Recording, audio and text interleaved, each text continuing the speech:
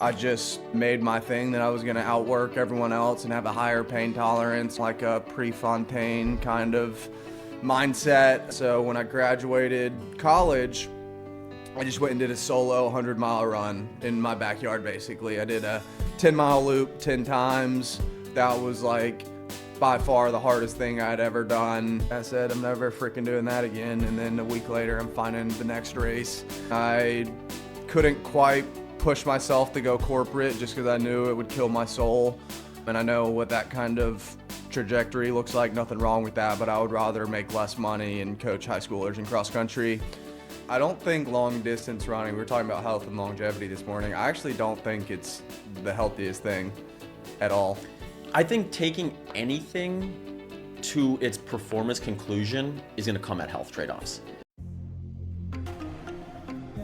Thanks for tuning into this episode of the Human Performance Outliers podcast with Zach Bitter. I want to thank all my listeners for taking the time to check out my podcast.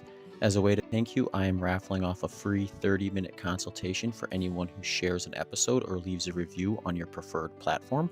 Just tag me or send me a screenshot and I will enter you in the monthly raffle. If you want to contact me, check out my coaching services or access additional podcast resources, including joining the show's Patreon page, please head over to zachbitter.com or send me an email at hpopodcast@gmail.com.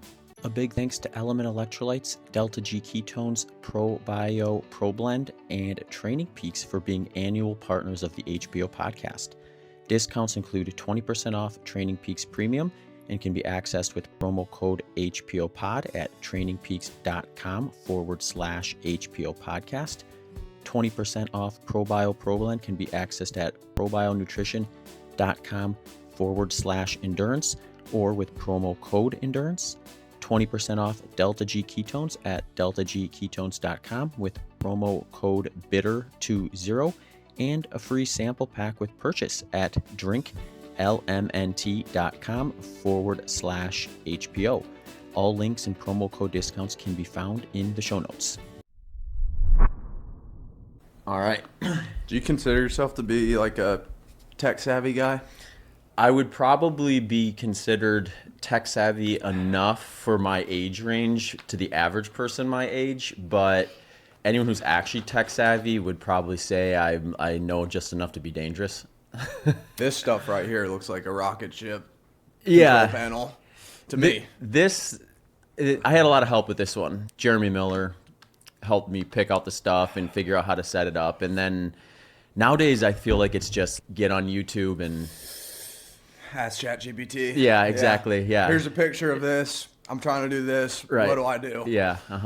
Yeah, we have a lot more options now. So I was shooting a video yesterday when I was doing that shakeout run with Mason, and I was playing this game. I didn't end up posting it. I was like, how many hybrid athletes are we going to go see running around Lady Bird Lake on a 5-mile shakeout run? And I thought it would have been perfect if I just ran past Jeremy Miller. And I would have been like, look who I found. Or even better, Nick Bear. Yeah.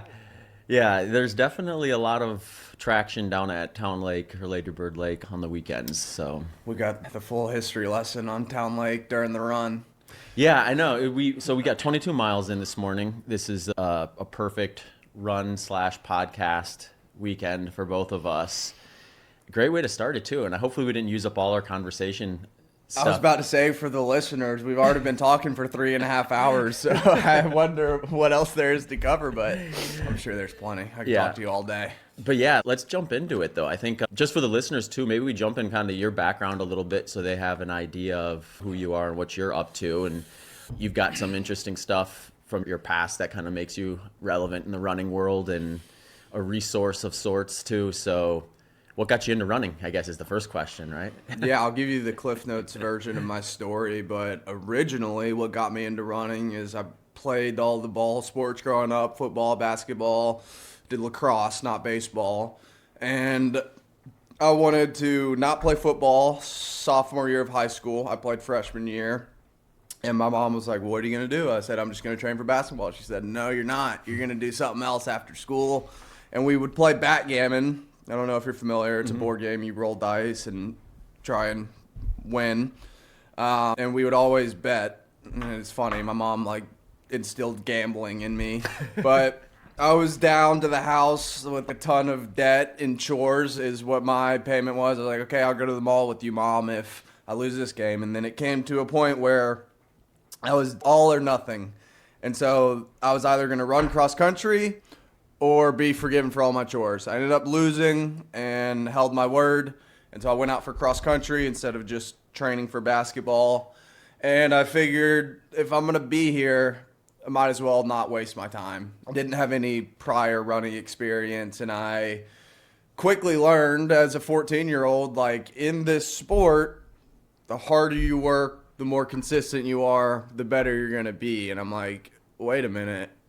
You get out what you put in. I've never been good at anything before. I was like deeply insecure about that. So it caused me to act out and be a class clown just because that's how I got attention. But then I found this one thing that I was like pretty good at. I got like 5th or 6th at state that year, like first year of running. And I was like, oh, I'm going to go all in. This is my thing, like off to the races. And so I was still an amateur. I made some mistakes, overtraining, easy runs too hard. But that year, track season, I ended up at the state championship. I was going for the win. It was the only thing I thought about for the previous 6 months. And when I was like 9 meters away from winning the 1,600 meter state title, like 800 meters in, I literally just took off sprint. And the monkey jumped on my back like the last 400 meters. And then the last 30 meters, I was just slowly tying up and like getting that tunnel vision. And I literally blacked out, face planted.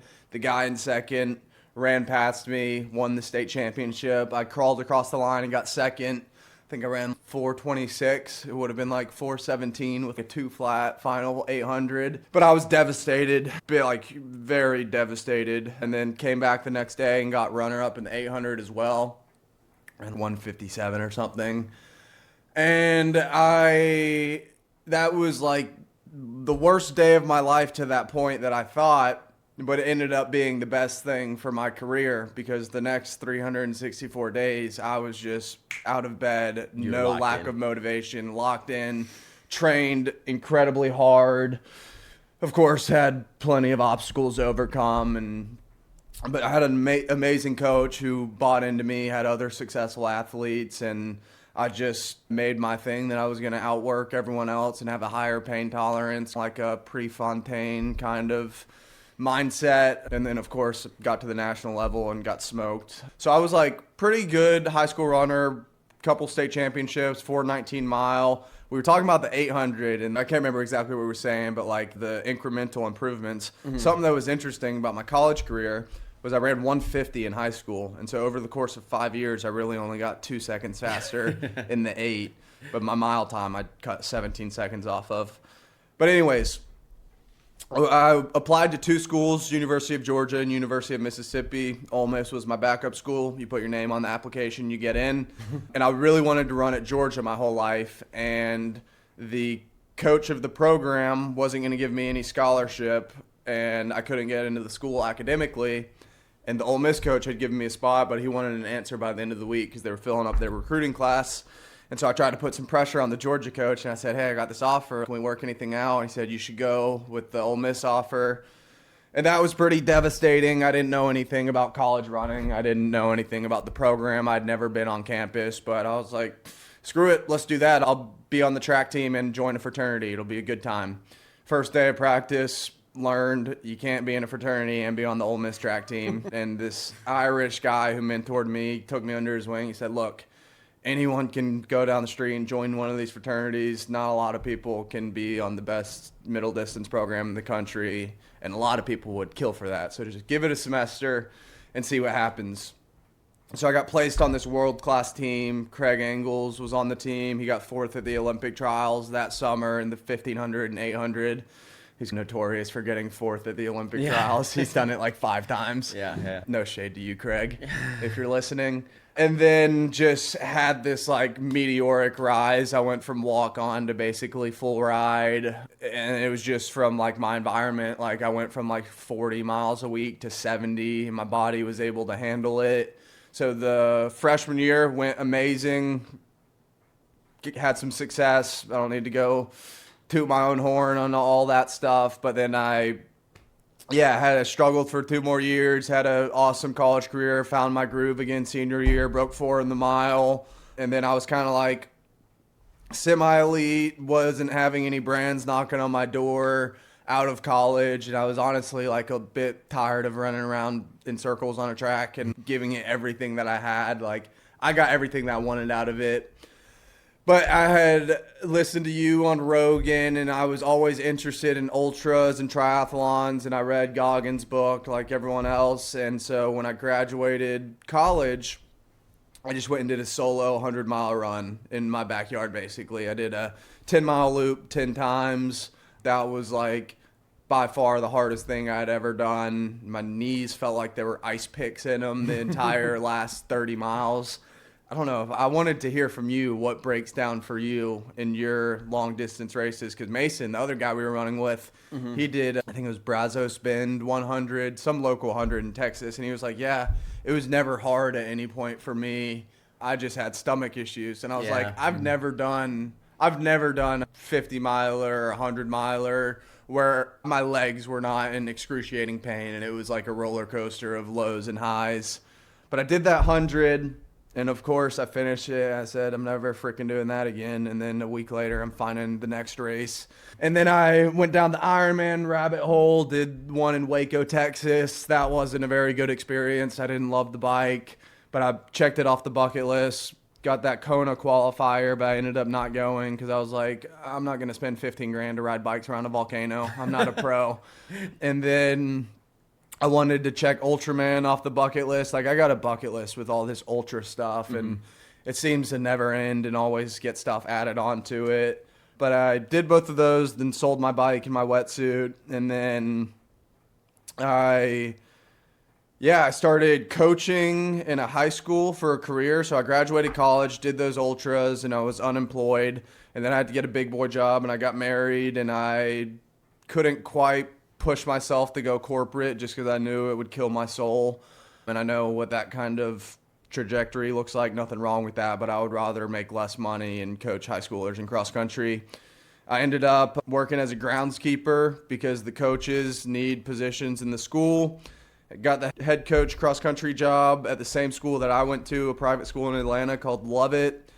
And then distance track coach, had a really good relationship with the head track coach. And then a position to open up in the athletics office. So I started doing some administration. And then after 3 years, I wasn't really seeing a lot of growth for me and wasn't seeing myself there long term. I didn't know what I was going to do after that, but I started posting on social media again and just giving like running value. Here's what I did. Here's what I learned. We won a state championship. The guys had like a 16-12 5K average, so it was good. It wasn't like any of these American Fork high school teams or Newberry Park where they're having a 14:30 average, but it was awesome. Like I tell people, we were saying today, dream job, just doesn't pay the bills. So yeah, then I left that job and moved to Europe with my wife, and that's where I was the last 7 months. I didn't know what I was going to do, and I was just posting on social media like 5 times a day, and I learned how I can provide value to people who are interested in road running, track racing, ultra running, and that's what I do full time now. So that's my long Cliff Notes version of my story. Yeah, I mean, it's cool. It's a kind of a cool trajectory into it, and it's just like nowadays too with online economy. It's like maybe your perspective was a little bit different because you're younger than me, but for me, when I was in high school and college, just the idea that the marketplace would look anything the way it does now is so far outside of the norm.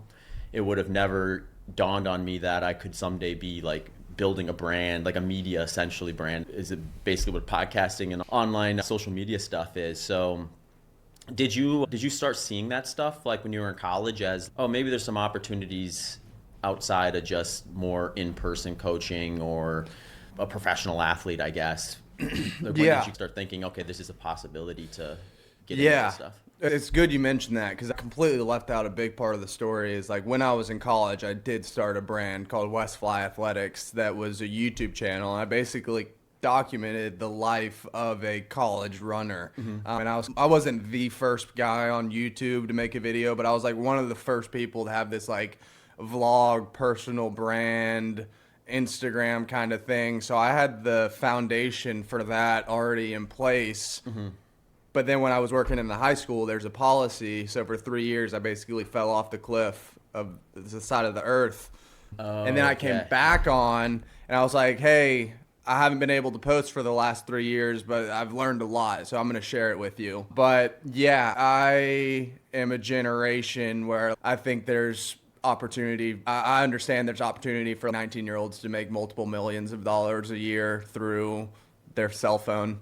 Yeah. And I know a bunch of people who are, and like for someone who's 40 or 50, like you had to eat shit for 10 years in your career before you could even speak at the meeting table. Yeah. And right now it's so universal how you can reach customers and provide value. And I actually think like with all this AI stuff too, how you and I are basically like freelancers in our lane of running, providing value there. I think like a lot more people's careers are headed in that direction. Like I'm a member of this country club in Atlanta, and 10 years ago, you go there on a Tuesday at 1 p.m., it's going to be empty because everyone's in the office. Right. Now, people don't do that anymore. They're in there on their laptops. They're on, no, they're their phones probably. At home on their phones, Yeah, on yeah. their laptops, mobile. Super interesting stuff.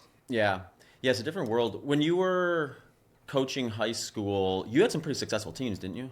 Yeah, we won a state championship. Coached one kid to take my school record in the 3,200. I still hold the 16 and 8. I don't think that 800 will ever get touched. Some awesome girls, but yeah, we had a 16-12 5K average, won cross-country state championship, and won 3 individual track state titles. But it takes time. That's one thing that a lot of coaches, I don't know if they fully understand it. It's like you're not going to come into a program that is 10th in state and go immediately to first, typically, unless you completely turn their life upside down and they start doubling 4 days a week and are completely committed. Like you got to build the culture, you got to set the standard, but then you got to let time do its thing. So it was just a slow build up every year, a little bit better, a little bit better. And then my final year, all the stars aligned, and I couldn't sleep for 2 weeks before the cross country state championship because I felt like my whole coaching resume was like at stake, and we were graduating 5 seniors, and we had a really tight battle with this other school, but we ended up pulling that one out, and that's probably like my proudest coaching accolade, you could say. And it was a close margin. Like we were at the finish line tallying up the scores, trying to figure out, did we win this thing, did we not?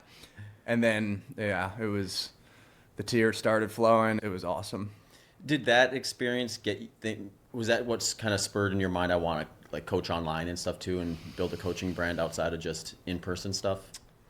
No, in-person is what I love. And like I just took you guys through my whole life from the athlete to college. Like every phase that I've gone into, I've had no plan whatsoever for where this is going to go. Like when I left my high school coaching job, I was trying to find a corporate job as a travel agent over in Europe.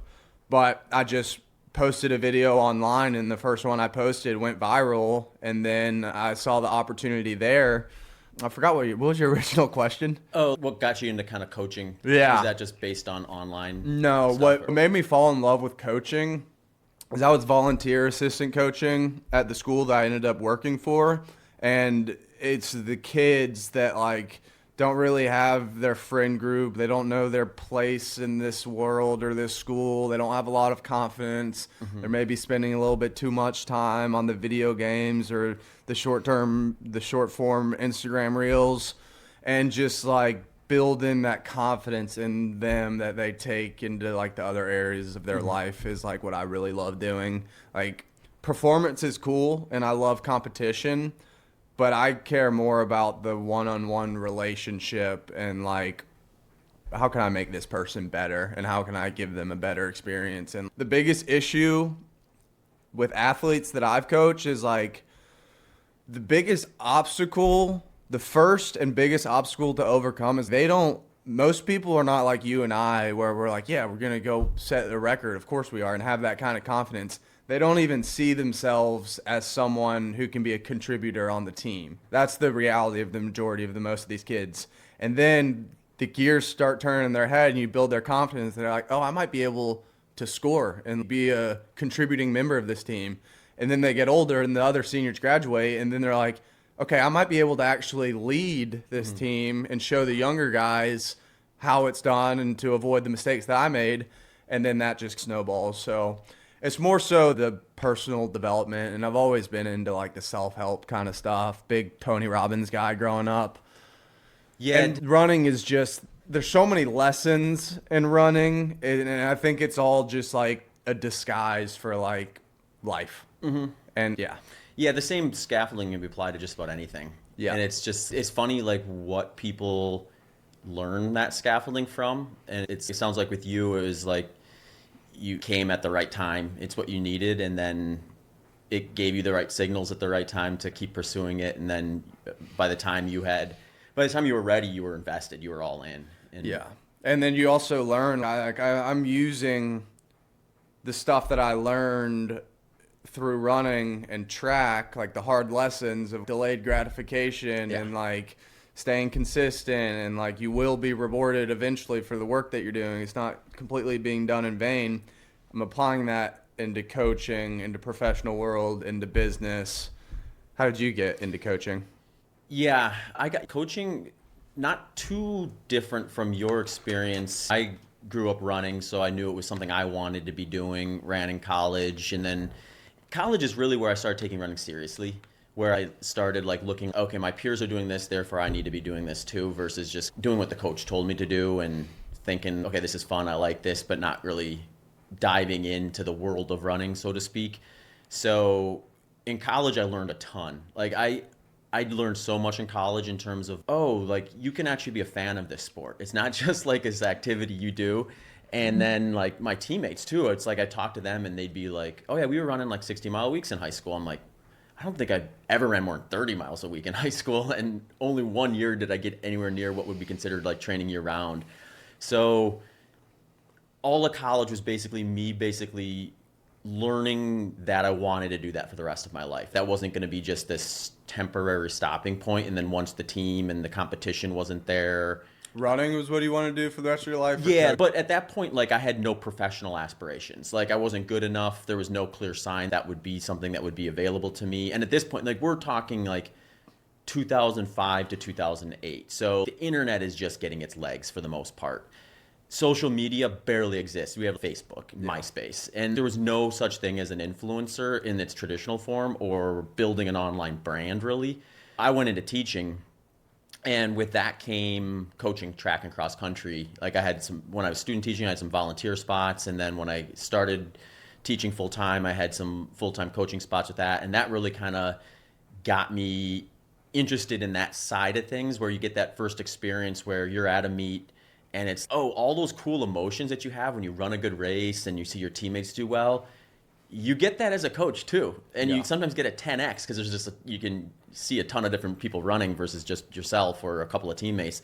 You also get nervous. Yeah, you do. You get really nervous. Yeah, it's almost, it's similar to like crewing. When you crew in an ultra marathon, you get that same kind of living vicariously through the person for a period of time, but without all the like physical destruction that comes with doing the actual competition. But it's also hard for someone who can be a control freak and thinks that you do everything the best way. Right. You got to be. Because you're not in control. Yeah. And then you definitely learn when you start coaching, just, okay, there's, even if what I'm doing is the perfect thing on paper, there's going to be deterrents, or there's going to be like pivots and individualization and just kind of like the art side of coaching in there that really inform you. And I think that's what keeps it like really interesting. No athlete's really the same, right down to the like granular level. So it's fun solving that puzzle or helping solve that puzzle too.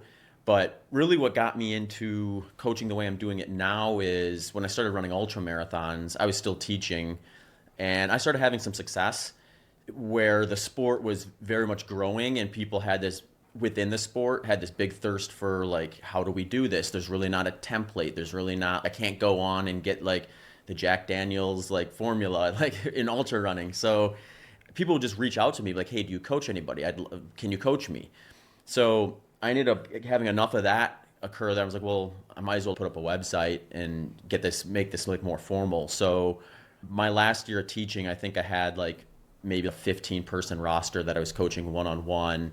And then that same year, I had an opportunity to get a professional contract because I'd run a few good races. And then it was like between the two of them, it was like, okay, maybe this is something I need to focus on versus trying to be good at such a wide variety of things or spread myself too thin with a full-time teaching career, trying to compete as an athlete, trying to coach as well. It was like, I'm going to end up being like okay at all these things and doing everyone a disservice, including myself, if I don't pick a lane and go for it. So in my mind, it was like the athlete side is very short, relatively speaking. And if I fail, I can always just go back to teaching. It's going to always be there. So I can do that at an old age if I want to. So I took that chance. And then it was funny because at that time I was like, well, I'll try it for at least 3 years because I had a 3-year contract at the time. And then it's like, if I fall on my face, 3 years, it was worth the shot. And then that's that. And then after that, I just basically was like, well, I'll just do this 1 year at a time and see if it keeps going. And it just kept going. And as these different things built up, like podcasting, social media, brand building, things like that, you just kind of layer things in as you learn it and can do it. And Yeah, it's interesting. We were talking about the new age of working. It's like you have built your life in a way where the things that you would do anyways if money didn't exist, you're doing. Exactly. Like this technically right now is work for you. So it's super interesting. I'm in a similar boat. Like when I'm training, I'm technically like upholding my athlete sponsorship stuff. I'm here on the podcast, hitting people's ears at home. Yeah. It's interesting. Do you think you'll ever go back to teaching? Could possibly. Yeah, I wouldn't ever say never. At this point, it would be difficult just because I've built so many non-performance based things around my job. Yeah, because I wouldn't say no, but in the full capacity, it would have to come. I'd have to start like really not wanting to do some of this stuff anymore because it's just like a time limitation thing, really. And I still enjoy doing this stuff because there's so many like crossovers too between coaching and even podcasting, especially when you get into like the educational side of the podcasting of you're using a lot of those tools and skills and you're just distributing it in a different way. Yeah, and I would say of all the jobs out there, you definitely have bosses when you're teaching, but it is pretty open. Like I'd never, at least my experience was like I had good relationships with my administrators and stuff, so they trusted me, I trusted them, and they more or less didn't come in and try to micromanage me at all. So I did have a lot of kind of that same sensation of I've got this like Play-Doh and I'm going to mold it the way I want to and I'm going to teach these standards the way that I think is going to work the best versus having someone tell me exactly how to do it and then feel like I'm just being bossed around all day. But even then, it's hard to argue with the flexibility of being self-employed either, where like It's a blessing and a curse. It is. It definitely is. And you learn that quick where it's very nice to be able to say, okay, these are the things I need to get done. And I can rearrange them however was most convenient versus having someone tell you got to do this now, that then, and this there. But some of that structure actually is very useful too, because I think it's good discipline practice, I think, in my mind, which you need to have to run strong races. I think you have to have a discipline framework to some degree. And if you're too like loosey-goosey with your own schedule, you lose a little bit of that kind of built-in callousing, in my opinion. And it's just also hard to be efficient if you're doing that too often. Yeah. So at a certain point, you have to say, okay, this is when the day starts. I'm going to do these things today and probably in this order, and add enough structure there where you feel like you're still making sure you're getting the things done you need to get done and staying on top of all of it. Yeah. But it's fun to build and create on your own. It is no secret if you listen to this podcast that I am a big fan of perceived effort when it comes to guiding your training efforts. This can be a learning process though, and can be supported with lots of post-workout tools. Training Peaks is one of the best tools for monitoring your training progress and my go-to tool when coaching individuals and with my own training assessments. At Training Peaks, you can get deep into the data, assess training load, recovery, and easily monitor progress across all training intensities. It is the perfect example of a program that takes much of the guesswork out of your training and coaching experience by making sure you have multiple data points pointing in the right direction to inform your training inputs. You can get 20% off a premium subscription with promo code HPOPOD by heading to trainingpeaks.com/HPO podcast. Details and links can be found in the show notes. Yeah, I sometimes envy people in the corporate world who can clock out at 5. Yeah. I have a hard time shutting it off, and it's challenge that I'm currently trying to figure out. And I'm in my early stages, so sometimes you're in areas of life where you don't have much time for balance. That is a good point too. Yeah, you definitely never are typically off. And when you are, because I'll try to set it up in a way where it's like I don't have to work all the time. It's one of those things where I could always try to add more. Like I could always record another podcast, or I could always make another Instagram post, or I could always take on another coaching client. So there is an endless amount of work I could do. So finding like where those balances are so that you can say, all right, today I'm just going to do stuff that is non-work related. It gets difficult because all my work related stuff are, like you said, things that I would probably do with my free time if I was working a different job. But at the same time, you do need breaks from that stuff. But when I do take those breaks, it's almost impossible to completely remove it from your mind. I might not be doing it, but there's something in the back of my mind churning still about, okay, well, on Monday, that client is starting, and I got to make sure they got this set up. And I don't actually have to do it until then, but it's still in the back of my mind. Or, you know what, I've got to get a podcast guest scheduled and ironed out. Okay, I'm going to wait to do that until Monday because I said I'm going to take a break right now. But in the back of your mind, you're still thinking about getting it set up. Gotta deliver to these sponsors. Right. Yeah. How do you unplug and relax? Like I'm talking no race on the calendar. Yeah. Getting out of the work cycle. How does Zach chill? Probably not as often as I should in some cases. Although it's hard to untangle that because of what we said too, because if I was, a lot of the stuff I do has a little bit of that element in it.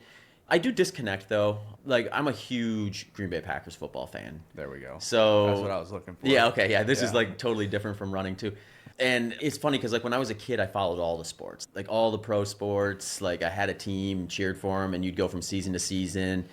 And as I've gotten more busy and just you grow up and just have all their interests and priorities and things like that's whittled down. But the one that kind of stood out that I just never let go of was Green Bay Packers football. So I stay pretty in tune with the NFL and the Packers and stuff like that. So yeah, like on a Sunday when the Packers are playing, like I'm turning everything off and watching the game and following that stuff. And then if I'm like trying to relax and do something else, I might be listening to like podcasts where people are doing like commentary on the team and basically like what I'm doing, but from their end. So I'm engaging with their content. Yeah. Mm-hmm. What about, so switching gears here a little, what would you say your coaching style is?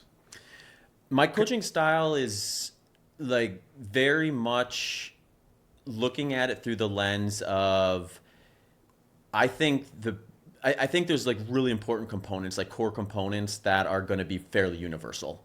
And that's going to be like a low intensity foundation and then interval work that goes above your aerobic threshold, mainly targeting like threshold and VO2 max. And there's a lot of wiggle room outside of that, but those are like the key anchor point stuff. And then from there, I look at it through the lens of once that foundation is there, we want to use those other components and go from a framework of least to most specific. So just because I'm running 100 miles or my coaching client's running 100 miles, it doesn't mean doing short intervals at VO2 max is not important for them. It's still very important. It's just very unspecific to race day. So we might do that earlier in the training plan. And then by the end, we're letting go of some of that and focusing more on getting some long miles built in that are specific to what they'd be doing out there on the race on the race course. Versus working with someone running a 5K, we might be doing those short intervals near the end of the plan because that's going to be a lot more specific to their race day approach. So my style kind of follows that framework, but then there's a lot of wiggle room within it too, based on people's strengths and weaknesses, like what they come to me with. Some of them come to me with a more, I would call traditional ultra marathon background where they've just been running a lot of slow miles, in which case we've got a lot less juice to squeeze by piling more miles on them, but we got quite a bit of juice to squeeze by doing more short intervals and more kind of higher end of the aerobic intensity spectrum stuff than what they had done historically. Or it could be someone who it's coming to me from a more traditional track background, and maybe they didn't do many miles, but they did a lot of interval work and things like that, where we can benefit getting them a little more exposure to some longer running and some lower intensity stuff. And so there is that kind of the like developed skill set or the strengths and weaknesses side of it too that I like to get into with new coaching clients. And think about one of your athletes that has been like super successful on your training program, super awesome to work with. You're excited for them to get on the start line because you know they're prepared. What makes them a great athlete with you? Yeah, so I would say there's the programming side and then the adherence side to it, which is most people have a, I feel like once someone starts paying you, like they're probably going to be fairly compliant at least. So that's not as big of an issue, a big big divergence from one person to the next. But then the success doesn't necessarily always come from, all right, here's Zach's master plan of how I'm going to get from here to there, and I just got to hit this thing right on. The big piece for success there is the communication piece. So I really love it when I have coaching clients where they do a workout and they're like, I noticed something that I wouldn't really necessarily be able to pry out of them. I probably could if we talked on a frequent enough basis and we'd maybe get to it, but there are some clients where they'll do a long run and they're really curious about why they felt a certain way, or their attention to those details are a little bit higher than average, where they're like, oh, they're just telling you these things on like, sometimes they think they're being annoying, and I always like to tell them, no, this is really excellent. I do the same thing. I'm right. Like, please ask me questions, because if you are wondering something and you don't, and I don't hear from you, that's not good. Well, and to some degree, it's if you don't hear from them, you can assume, okay, it went well. And it probably went well enough where it wasn't like, oh, I skipped the workout, or I went and I did 10 extra intervals, or I ran twice as far. But there are enough little things in there that we just don't like. People, I think sometimes it's running is so interesting to me because there's the things that feel the most objective oftentimes aren't, and the things that feel subjective are actually where the real like progress can be made. So what I mean by that is it feels objective to say, all right, if you do these intervals at this heart rate or this pace, that's going to give us what we're looking for. And that can be directionally accurate, but if I have a coaching client who does that and then they come back and they say to me, hey, I got to that last one and I didn't feel like I could have done another one. I want to know that, because we're probably going to just pull back a pinch, and then we're going to wait until they get that sensation of being able to maybe do an extra one or two afterwards, and then we're going to stress them up to it, and we're going to make less mistakes along the way, and we're going to save time through that. And there's really nothing objective about them saying that. It's like a subjective feeling of I would have struggled to do an extra one. And you can sometimes tease that stuff out of the data too, where if they're really struggling at the end, sometimes there's some slowing of pace and things like that. But the other one is like perceived effort. Perceived effort is such an awesome tool, and it's the one I advocate for as being your primary guide. And then all these other things like heart rate, pace, and all these awesome data things, which I think are really valuable, you can start shifting those to be like post-workout analysis tools. Or in some cases with a coaching client, if they're really busy and they don't really want to dig into that stuff, if I can teach them perceived effort, it gets really easy for them to go and say we're doing like an interval session of 4 by 4 minutes at VO2 max and their VO2 max pace. If they know what that feels like, they don't actually have to pay attention to pace. They can just dial up what that feels like and do their 4 by 4. And then afterwards, I can look at all that data and see where it's been moving from that session to the next one and over the course of weeks or however long we end up using that exposure point for them. And I think that ends up almost simplifying something that feels really complex. But when you try to explain that, it feels like, well, why are we using something that sounds subjective? Perceived effort. It's what I feel, right? It sounds as subjective as it can get. But once someone actually learns that, it's really quite objective, because they're just really learning what their body's telling them. And your body's going to tell you different things when you're like at aerobic threshold or at lactate threshold or at VO2 max. And when you start understanding what those things feel like, that just becomes such a rock solid guide. And then we can use what the data spits out from that sensation to tell us if we're leaning too heavy into something or not enough into something, and guide the training that way. So that's the other piece of the puzzle that is really useful then with the perceived effort, or with the communication side, is that perceived effort is something you kind of have to talk about. Yeah. In a lot of cases. I saw you had Rory on the podcast last week, Yeah. Linkletter. He had this awesome insight when I was talking about heart rate. I go crazy online with all these heart rate gurus. But he said, do the work, analyze the data afterwards. When you're writing workouts for someone, are you looking for them to be in a heart rate zone? Are you looking for them to be in an RPE? Or are you giving them, hey, I want you to do 4 by a mile and hit 740, 730, 720, last one hard but smooth? Yeah, it's a good question because RPE is a skill you have to learn. So if someone doesn't know it, you can't really just assume if I tell you to go at an RPE of 8 out of 10 that they're going to really know what to do with that. Which is crazy to me. Well, you grew up, like you literally evolved in the world of understanding the pain difference between easy all the way up to really hard. Yeah. So it's like a language you were born with almost. But I got these high schoolers that I coached. And I'm like, so how was the work? At the end of each workout, I do Google Sheets. Shout out to Training Peaks. I know you work with them. I talked to the guy who is on the business side of things about that this week. I'm like, no, I like my Google Sheet. But at the end of each day, they get prompted with 9 questions. Did you complete the activity? Are you fueling properly? Do you have any soreness or injury? What was the rate of perceived effort? What was the distance covered? What was your average heart rate? What was your average pace? And then athlete feedback, where they put the splits and whatever, where they ran, their feelings, and it's like their diary. But I'm like, okay, let me break this down for you. On a scale of 1 to 10, how hard was it? Yeah. That's your RPE. And these, I don't know, like a 10. I'm like, okay, so you couldn't have done any more? No, I probably could have. I'm like, okay, then it's not a 10. Yeah. No, I think like that's a good point. Like I think there are some things you can probably with a little bit of prying get pretty quick without too much experience. But the way I kind of like to do it is if I want them to do like short intervals and long intervals, I'm probably pinning the short intervals to VO2 max, the long intervals to lactate threshold, and then at that point in the training, we're probably just doing a lot of volume at low intensities, like up to their aerobic threshold or their top end of zone 2. So you just gave 4 different zones. How do you determine what their zone is? So this is what I do with it is we'll do field tests.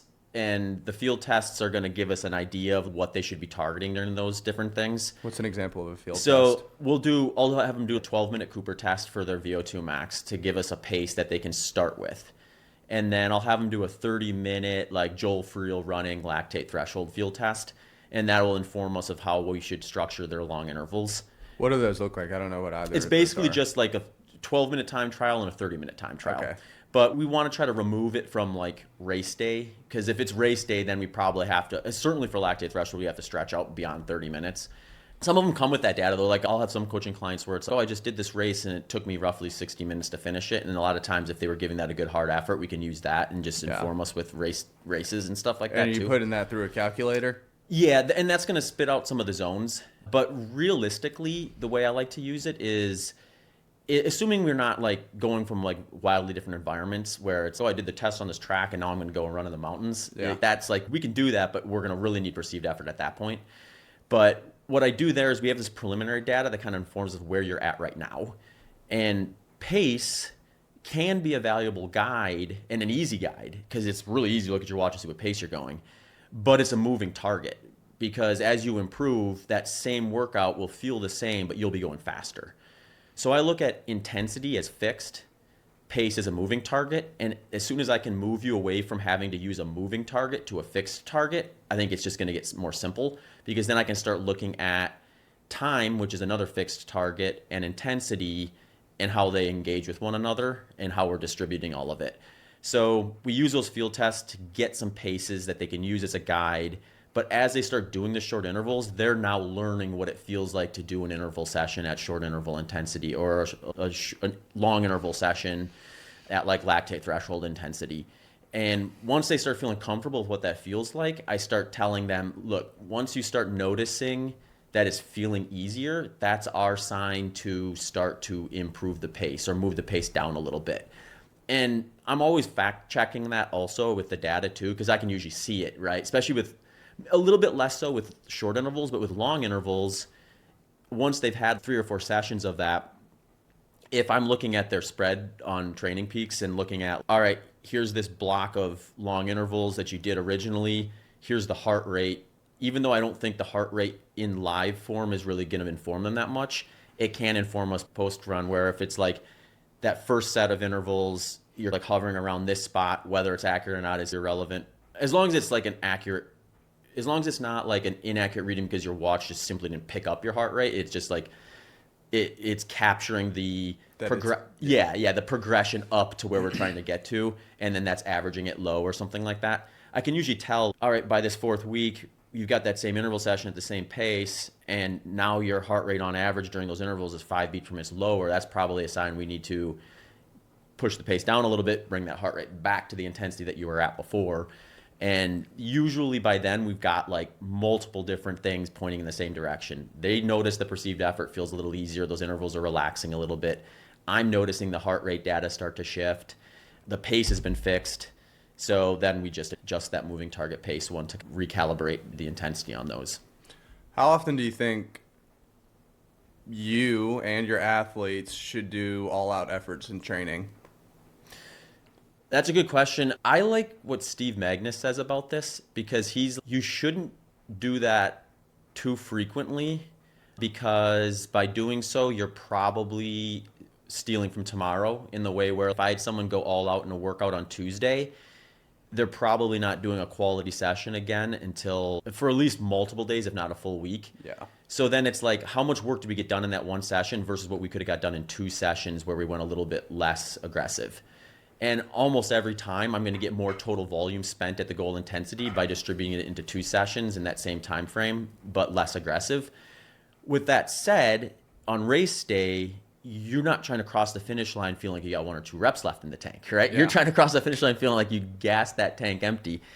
And there is experiences that really teach you where that line is, or inform you of how far beyond the perceived line that you've developed is. So then I do think I call them hero workouts, like workouts where you're just like, all right, I'm warrior. Yeah, I'm going to town on this one. Nothing worse than being a workout warrior. It's like your training indicates that you're in sub 4 mile shape, and then you go around a 407. Yeah. And it should be the other way around. Right. If you're a savage. Yeah. So I think some of those big workouts are informative if you do them at times where it's seldom enough where you can absorb the opportunity cost of maybe not being able to hit another workout as soon as you would have otherwise. Or the other way I like to describe this is, with a long enough timeline, you like almost anything has an opportunity to be useful. So if my timeline is so short that by doing a hero workout, I'm going to really compromise my development, because now I'm just going to run out of time to expose myself to the intensities and the things I need to do to be ready for this race, that's a problem. If my timeline is long enough where I can check the boxes I need to with that kind of process of leave a rep or 2 in the tank and feel like you can get back to doing another decently hard session sooner rather than later, if I have enough time to make sure I do my due diligence there, and then I also have a couple flexibility spots because of that to do something where I'm like, okay, I'm going to really push the pedal to the floor and really reimagine what I'm capable of. Honestly, those are probably better done in races in most cases anyway, because it's just a great environment to explore that. So at that point, I'd be like more inclined to say, just go do that 5K and push hard, or that 10K and push hard, or something like that. But I think there is some room for that stuff, just to recalibrate the brain in terms of, all right, I can actually do more than I thought I could, which might be helpful at the end of a race. Yeah, you're also doing more ultra longer stuff, and you can do a lot more damage on a 30-mile run than you can on 3 by 150 meters in spikes. That's true. Yeah. You do have to be very careful with that. And there is that incentive, I think, and that draw, because a lot of times people get into ultra running because they do enjoy the long, slow stuff. So it does make sense that they would be pretty receptive to you telling them, go do a 30-miler and push hard at the end, and then tomorrow do the same thing again. Yeah. Do you think that you should train fatigued when you are in the bulk of training? Part of it's going to be cumulative fatigue, because if you're not working a system where you're pushing so much fatigue in one session that you get what you need out of it, you have to stack. So I do think you want to be training on some degree of fatigue, but not to the degree where you're noticing the workout quality is dipping. And to some degree, you use that as a sign. So I tend to standardize my training plans to be like 3 weeks up, 1 week down.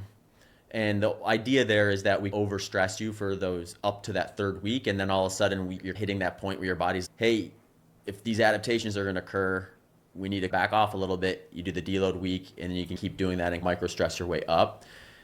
Now, three up, one down, there's nothing magic about that. So like, I do the same thing. Right. Yeah. It could be 2 up, 1 down. Maybe sometimes it's 4 up, 1 down.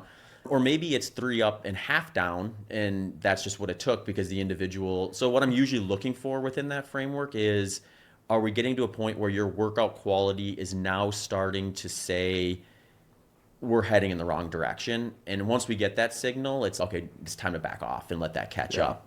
And an early runner, that might happen with 1 session. We might know right away. Whereas like a real experienced runner, you might go out and have a little bit of a rough workout, and you might say, oh, let's wait to the next one and see again and confirm it, just because your tolerance to stress is so high.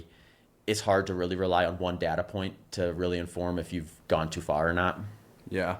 I also feel like the down week is also mentally and psychologically valuable there. I'll give my athletes, instead of mile repeats where they have paces they have to hit, they'll do some sort of fartlek or progression run, just so it's a light at the end of the tunnel. Yeah, right? exactly. You don't have to hit anything. If you feel good, the opportunity's there. Open your stride up and get some good miles in. That's 2 thumbs up. But yeah, it's interesting. I'm gonna be like, everyone knows me as the runner guy and the coach at this wedding tonight, and they're going upstairs, they're going to be like, oh, this is easy for you, isn't it? I'm like, I'm actually the most tired person here.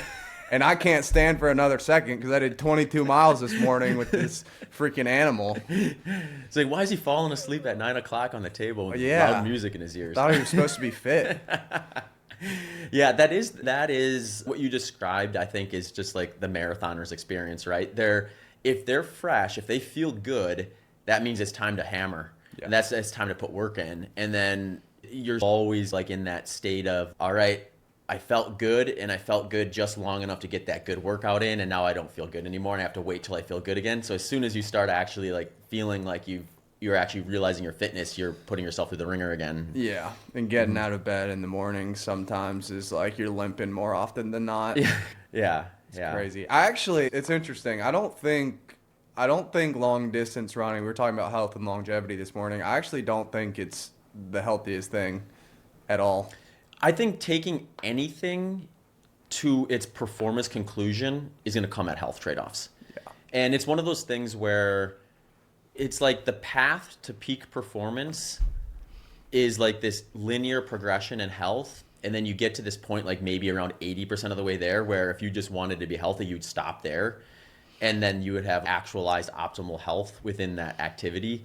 But if you want to perform at your best, now all of a sudden you're probably like giving up other healthy parameters that just happen to be counterproductive for your specific target. So like the marathoner, like they may not be doing like the same strength routine that would be optimal for someone to have like good musculature later in life when they get to the point of their training plan where they're peaking for Boston or the Olympics or something like that. Yeah, the marathoner build they look weak. Yeah. You know Mark Sisson? Yeah. I mean, that guy is like healthiest man alive, and he's just on his paddleboard playing frisbee. Right. Yeah. I think it's 1 high intensity interval session, 1 long session, a bunch of easy stuff, filling in the gaps, and then 3 or 4 strength training sessions, and a healthy diet, good sleep. You're good to go. Yeah, and probably some like activity that puts you in like multiple planes of like position and movement. So like whether that, like Mark, I think was he like ultimate frisbee or something like that. So he's out there like he's actually got a game that is gonna put his body in all. It's kind of like that like parameter for him probably of, if I can do this effectively, it means I'm doing those other things right, and my body's able to perform in this environment that has a lot of different variety to it. But yeah, I think Mark is also someone I look at as, okay, I see there's a potential here, because you're also gonna, this is actually probably good for human health, is we're not gonna see a 52-year-old winning the Olympic marathon. No. So we might not even see a 40-year-old winning the Olympic marathon anytime soon. We might not see a 35-year-old right. doing it. Yeah. So when you look at it through that lens, it's like from a pure performance standpoint, where that is your number one objective and goal, you age out of that early enough in life where you can do what Mark did, because Mark did put himself through the ringer for performance earlier on in his life. And then he got to a point where he was like, okay, this isn't the way forward going at this point in time. And then he reinvented all that, the way he moves and eats and everything like that, to the degree where I look at it, I'm like, well, if you can still put yourself through the ringer for performance in your like 20s, 30s, maybe early 40s, and then say, okay, I got my fill there. Now I'm getting beat by all the kids. Might as well start going the Mark Sisson route. I think that's cool to see that you can maybe have the best of both worlds. Yeah. Hey runners, once upon a time I decided to run 100 miles straight on a treadmill. You may remember the live stream where Bert Kreischer joined for an hour near the end. One of the most difficult aspects of that effort was the whole time it felt like the treadmill was telling me what to do versus the control you feel when running outside. That became a big mental hurdle as the miles piled up. If you are in the market for a new treadmill, I'd encourage you to consider the new Wahoo Kicker Run. It has a feature called dynamic pacing, where the treadmill matches your pace automatically, putting the control back into your hands. In my opinion, this is one of the most coolest innovations in treadmill technology right now. Head over to wahoofitness.com for more details, and if it's a good match for you, get a free heart rate monitor with purchase using promo code OUTLIER. Links and details can be found in the show notes. Do you know Brian Johnson, dude who's biohacking? Yeah. Uh-huh. What are your thoughts on that? You can plead the fifth if you want. No, I'll be upfront about this one. I think I like the idea of exploring human optimization. And I do think you need people who are going to live on the edges of that to really show what's possible. At the end of the day, like, most people aren't going to be like, okay, here's, no pun intended, the blueprint Yeah, exactly. and follow it exactly. But they might look at that and be like, okay, there's a lot of things I could be doing better. And they start working within a reasonable parameter. The problem I see with guys like Brian Johnson is it's never just, okay, like, here's some good life habits that are going to help you really improve things. It's always to the extreme that often removes any sort of human enjoyment from what most people would consider like an acceptable routine to exist in this world in a happy way. And then there's always some like product that gets sold at the end of it, where it'd be one thing if he was just saying, oh yeah, olive oil and almonds are good for you. Great, they are, and you can buy them in 100 different forms, but he's going to be like, well, you have to have this exact type of almond and this very specific type of olive oil. And oh, by the way, I'm like one of the only people who sells it. Yeah. That's the part that I think is kind of triggering. I think it's a money ploy. Yeah, it's a hustle. It's a hustle at that point too. So, do you think there's any PED issues in the sport of ultra running? Yeah. Yeah. And I bet you have some like inside scoop. We've just had people get caught even with our very like poor rudimentary testing measures. So I've never heard of anyone, and I would never suspect you or Sorkin or Jim Walmsley. It just seems like it's not a sport where PEDs would come into play, but now as more money gets injected into it, I think the PED usage gets more rampant. And when you look at just the performance enhancing drug landscape, it ends up being, I think we learned this from triathlon, it actually ends up being like age groupers and people who, not that the top end of that sport weren't and aren't doping too, but you actually have almost, the incentive is still there even when you're not like on the top of the podium necessarily. Yeah, what made me think about it is, my follow-up question is, do you think there's any sort of peptides or steroids or TRT that is a net positive for your health? Because peptides are super popular right now. But illegal, right? Illegal, yeah. So someone like you wouldn't take it, but I mean, I know a bunch of guys in their mid to late 40s that do ultras that are doing TRT, which probably is to supplement low testosterone, but no one's testing them and no one really cares. Yeah. If it was Charlie Lawrence, obviously, that's going to be an issue. Yeah, it is that weird thing where historically performance enhancers in general were like these things that you only really engaged with if you were trying to cheat and beat competition. Whereas over the last few years with all the biohacking and human optimization stuff, it's become more of a, oh, you're like you described, now you're in your 40s, your testosterone's low, we can do something about it. Whereas in the past, maybe we couldn't, or it was like a lot more demanding to do something about it. So it's like the average person, if you're an average guy and you're not competing in like professionally, and you want to do TRT because your doctor said this is going to make your life a lot better and everything you do is going to feel better, it's hard to argue against that, right? Like, as long as there's not some clear downside to it. Unfortunately, I think that ends up just basically putting this like gray area doping protocol as a standard human approach at a certain point, where now all of a sudden, like, you take like the middle of the pack of any marathon or any ultra marathon, and a lot of the men there probably are technically cheating. They're technically doping, even though like they're not going to go and win the race and steal money from someone directly the way you would see if like me or Jim Walmsley or someone who's out there like breaking records and getting paid directly for it would be cheating. So I think that's probably the biggest doping in ultra running is probably like more of this like kind of gray area or low tier doping versus like the real sophisticated like programs like you saw like with Lance Armstrong, or like what you probably see at the Olympics and things with EPO and whatnot. But even that, we know it is there because there's been people who got caught doing it. And it's one of those things where you catch one person doing it, you probably didn't catch the only person doing it. So yeah. I could see it being the Golden Trail Series stuff, which I don't know a ton about, but that's like super competitive trail running. The peptides thing is intriguing to me. Yeah. Because they look tempting. I'm never going to take them. I've never have taken a PED, but I just can't. There's got to be a downside. Yeah. It's hard to know. Let's just imagine there isn't. Then it becomes this weird question of, okay, if you want to compete, you can't do this, but technically it'd be better for you. Yeah. That's kind of a weird space to live in, where like all the people around you who aren't competing are like optimizing with this low-hanging fruit, but you can't touch it because technically it's illegal for your sport or your job. Yeah. I'm sure there is a downside.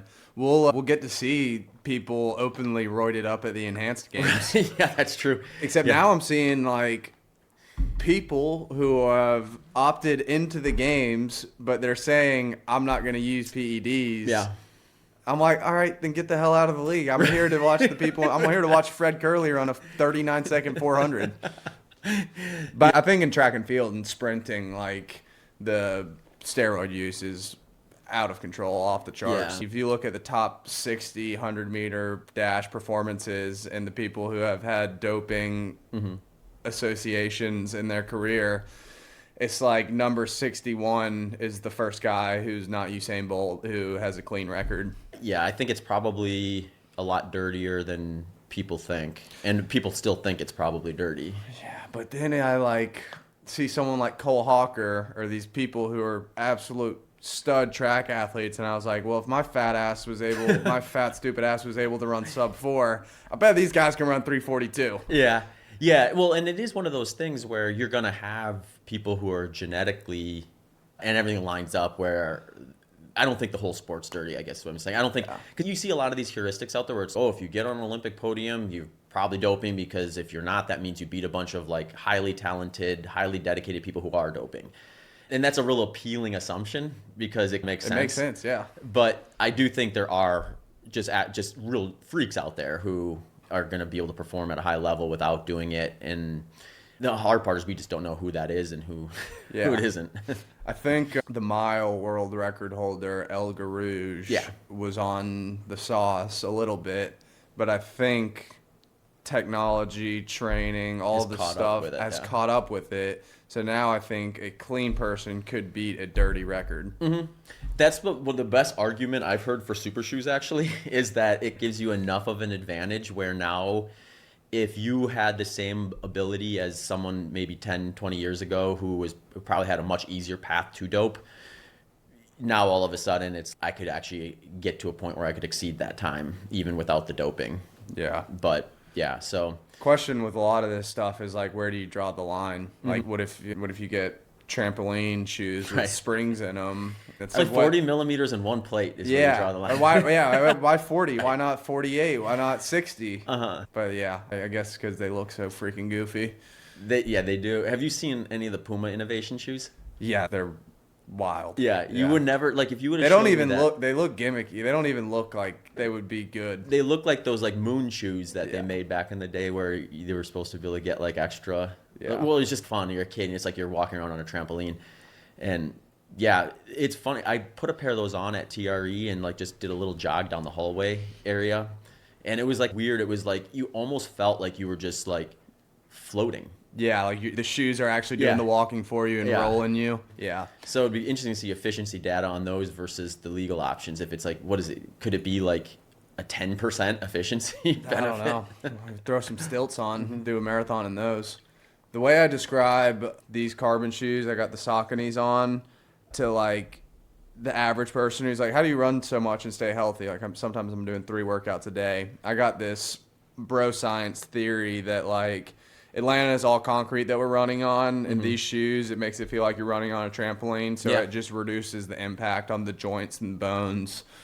You run into some lower ankle issues for a lot of people, like Cooper Tier and Cole Hawker are doing a lot of their training in trainers like Pegasus and Vomeros.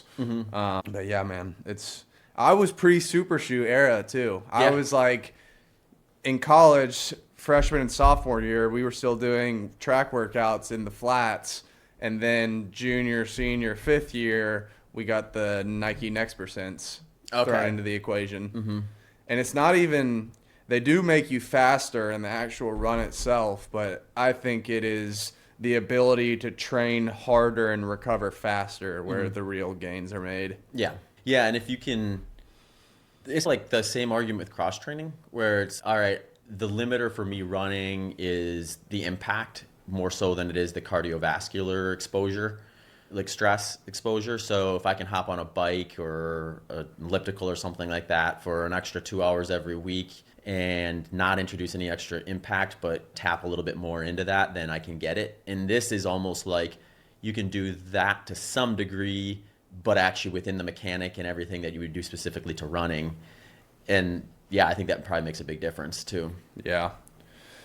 Yeah, switching gears here a little bit on the coaching side of things.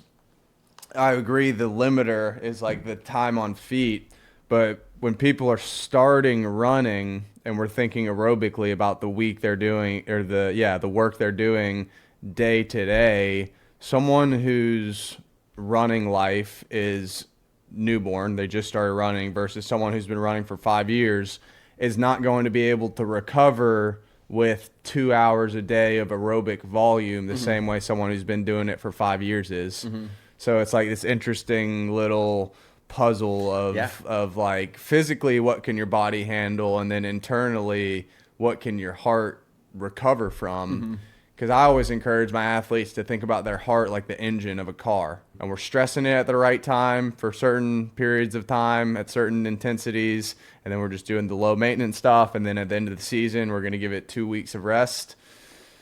But yeah, I guess there's 2 components to the frame and the aerobic side of things. Yeah, I mean, there's a lot of moving parts in running right now. It's getting a little bit more like cycling with the tech is a big component where your shoe choice could make a meaningful enough difference both in your training as well as your race itself, which I don't know. People feel a bunch of different ways about that. I don't know. To some degree, I always find, I do wonder. It's easy for me to wonder because most of my career was in the pre-super shoe era.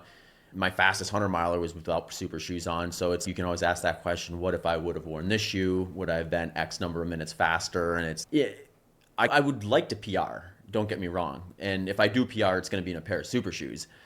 But I also like the fact that I feel like I got very close, if not to my potential in the 100-mile without the super shoes, because I have this sort of running trajectory from my life that sure, variables change to improve over that time, but none as drastic as super shoes. So I also have this uninterrupted timeline of development that I can look at and say, okay, that's cool that I was able to like inch and claw my way to that spot and not think, oh yeah, you had that jump there, but that was because of super shoes. I guess if I do now, I'd probably have to say that, but I felt like I had a good enough race that, and it looks beautiful on paper too, because it's like a 2-minute negative split between the first and second 50 miles, that it's like really hard to like really look at it and think there's a ton of improvement to be made here with the same inputs.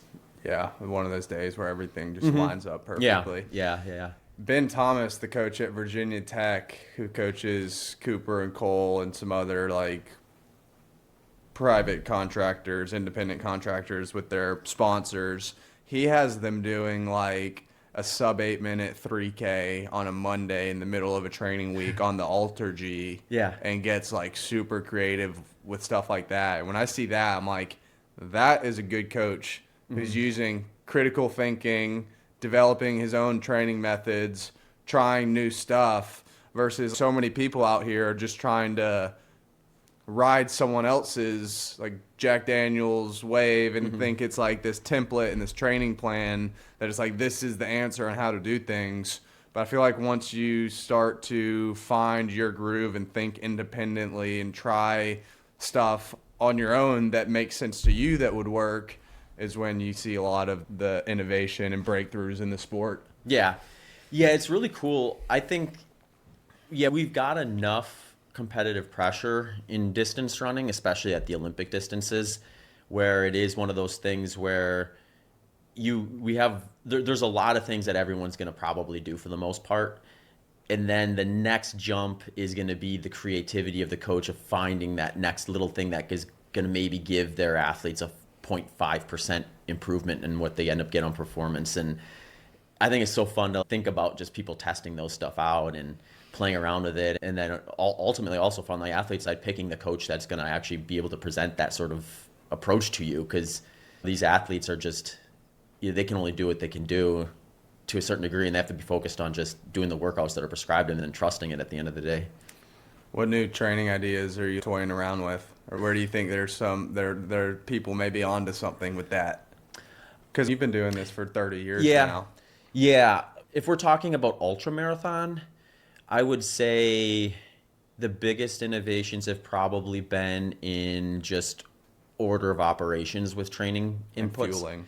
Fueling has been huge. I mean, you have completely 180'd. You used to be low carb, and now you're down in gels on the long run. So it's just at this point in time, like for me, like when I started doing low carb, the big hurdle the big kind of like roadblock I saw with the top end of the sport was we have this like workload per hour capacity we want to try to hit, and you have to be able to fuel it, or it's just going to run out of steam by the end of these long races. So it was almost this thing where the faster you go, the more you're going to require fueling. And if you're requiring more fueling, then you get to this like this stop of I can't get in any more fueling, or I'm going to puke it up, or it's just not going to process and it's not going to get utilized. And then therefore that's my sticking point. So it was like it became a problem of how do I lower my fueling need at that pace so that I don't hit that cross point of I can't do anymore before I get to the pace I could actually sustain. And now I just think we're seeing, whether it be the new products on the market or the strategies to be able to tolerate more, or just opening our eyes outside of just oxidation rates. Because it's really easy just to look at it through that framework of oxidation rates. If this is my carb oxidation, this is my fat oxidation, I replace the carb oxidation and I'm good. And if I can get that carb oxidation lower, then I just have to do less of it. I think what we're seeing with some of this stuff that hasn't really been thoroughly proven in research yet, but we're seeing it at some of the highest pressured events like the Tour de France and marathoning and things, is you go beyond these processing limits, there is something going on within this, like the human system, that is perceiving that coming in, and it's improving performance. And with ultra running, it was like, okay, because this has been around in cycling for a lot longer, but like the big hold up I think with ultra running was like, okay, you're running oftentimes through like varied temperatures or varied terrain, makes it a lot more difficult to digest. Is it reasonable to expect someone to be able to do 100 plus grams of carbs per hour? Early on in my ultra running career, I don't think that should have been the expectation. There were guys trying it, most of them failing at it. There were some that were probably doing it and you thought maybe they were just lucky they had an iron gut or something like that. Joe Klecker. Right. Yeah. Exactly. Yeah. No kidding. His dad was an ultra runner too, by the way. Mom was an Olympian too. Yeah. So he's some good genes. And his wife is a sub 2 800 meter runner. Yeah. And they're both brainiacs too. Mm-hmm. Yeah. So I think it was just one of those things where you need a proof of concept of, can we see enough guys successfully hit 100 plus grams of carbs per hour out on these 100-mile runs? And over the last 3 to 4 years, we've just seen that repeated over and over again, to the degree where now, if you look at the top 10 at Western States, all those guys are pretty much hitting 100 plus grams per hour. You're being influenced by Big Carb. Big Carb's got me. Have you heard this theory that like David Roach is just promoting Big Carb so that people have to order more nutrition? Yeah. It makes sense. That feed sponsorship doesn't help his case with that, does it? No. It's a chicken or egg thing. Did the feed sponsorship come because he did so much carbs, or did he do so much carbs because of the feed? Guess we'll never know. But it is interesting to think like the driving point behind that, or just the education on it too, because even the gut training part of it, where it's, okay, yeah, maybe you couldn't tempt 80 grams per hour in the past, but maybe that was because you just weren't really preparing your body for it the way you think of, because I think of it this way, where if I wanted to run 100 miles as fast as I could, but I didn't do any long runs, I just didn't prepare my body to be able to do that. So if I do all my training without practicing high carb intake during some of those long runs, I shouldn't expect my body to be able to do it on race day. But when I do that, now maybe I can. And I think that's what we're learning too, is people are like getting better at knowing how and when to be able to do that carb training and gut training and stuff to prepare their body to be able to literally stomach that much intake. Yeah. I get a little crazy about it. Like, I'm a pretty obsessive person, as many runners are. Mm-hmm. And I'm just like trying to down as much carbs as humanly possible. Yeah, well, and sometimes the products too, the Science and Sport Beta Fuel gels, that's 40 grams of carbohydrate, and that just slips right down the hatch. Yeah, that's what I do for a marathon. Mm-hmm. I have all my athletes do it, 3 of those an hour, or a sports drink. And I'm like, when I started ultra running and I was doing the 100-miler and I was seeking some guidance from people who have done stuff like it was very simple. It was 300 calories an hour, 90 grams of carbs. How you get there doesn't matter. So I was eating cookies and pizza and soda and sugar and gummy bears. And in a way, ignorance is bliss. I did that one in 18 hours and 18 minutes, and I haven't gone anywhere near that speed since. Yeah. Granted, it's 110 degrees in the Florida Keys, and that's the only other one. And then the other one where I tried to run sub 13 hours, I just exploded and DNF'd at mile 92. But now here's the blueprint. 2 of these gels, 1 of these carbohydrate drink mixes, down it, and you're good to go. That's the other thing I find interesting too, that I think also fed into the carbohydrate tolerance thing with ultra running, is better hydration. Better hydration, which I think goes along with better cooling too, because when I look at someone's like pinch point in a race, if they had a bad race because they had a digestive issue, sometimes I explore hydration first, because here's something else sometimes you'll hear a lot. I was doing, let's just say 60 grams of carbs per hour consistently, and it was working great. It worked well in training, and all of a sudden I got 2/3 of the way in this run, and all of a sudden that exact same thing just stopped working. It's like, why did it work for that first 15 hours and then all of a sudden decide to stop? We look into their hydration, and it's like, well, you weren't drinking nearly enough and you weren't engaging with hardly any electrolytes in any structure. So it's like your body's ability to tolerate that 60 grams of carbohydrate shifts once you start introducing like mild to severe dehydration. Now all of a sudden that same 60 grams feels really weird in your stomach and it wants to come back up. So a lot of it, I think, is, okay, your fueling protocol was fine and it would work, but it also has to come along with really good hydration along the way too, which when you look at some of the data with ultra marathon running too, it's like you're probably not going to arrive at the finish line without some level of dehydration, because it's just the processing. The math doesn't matter. Yeah, it doesn't. Yeah. Exactly. Yeah. Although when you start getting into the math, it does get really interesting with, I think we might have talked about this a little bit on the run this morning, but Jeff Magavero he went into a lab to get his sweat rate tested, and he was losing like 2 liters per hour in 90 degrees. So an insane, Really high. like, yeah, you're not replacing that. And he was training for Western States, so the guy who was working was like, well, we got to figure a way to lower that because you're just going to fade if you go through the heat and can't keep up with that. Yeah. You need So an IV drip. yeah, exactly, permanently. right? He came up with this really elaborate cooling protocol where like he has like a shirt and a hat, and his goal is basically just to stay soggy all day is the way he describes it. I can't do that. Logistically miserable, and probably feels a little miserable when you're doing it, but he was able to, his hydration intake during the day was like so low that I didn't believe it when I first saw it. And then I saw him report it again after another race, and I was like, okay, well, I'm going to talk to this guy about it. And he told me it was basically just, he was able to create a microclimate essentially around him where when he was running through 90 degrees, his body probably perceived it as 60 to 70 degrees, and therefore was losing like 5 to 750 milliliters per hour versus 200 or 2 liters. 2,000 milliliters. Right. Mm-hmm. Yeah. When you did Western States and you do the river crossing, you doing that in your shoes and putting, and running. Total submersion if you can. Yeah. Man, that's an issue for me. Like when I'm doing a 100-miler, I got 3 pairs of shoes just to switch them out because some people feet will get torn up. They'll train because the thing about Western States is you have the aid station right before you get into the river, and then you go up this climb that's about 2 miles long. It's called a spot called Green Gate, and you have an aid up there too. So a lot of people will put a new pair of shoes up at Green Gate. So they go through the river soaked, and then they get up to Green Gate, they change out of those, and then have dry shoes on going forward. Pros are just like, I don't have time for that. Right, yeah. Well, and it's California too, so the other thing is it's so dry. Like you could be literally dripping wet, and then 15 minutes later be bone dry. Yeah. So you got that going for you. I sweat like a pig, and my skin rips open when it's pruned. Yeah. Yeah, that's one of the hardest things to race in for me is humid weather. I just overheat so much faster in it. Topical cooling doesn't work nearly as good. Evaporative cooling literally isn't working very well, as you can tell, because the sweat's just pooling on your body versus evaporating off. And then the chafing, it's just miserable. Yeah.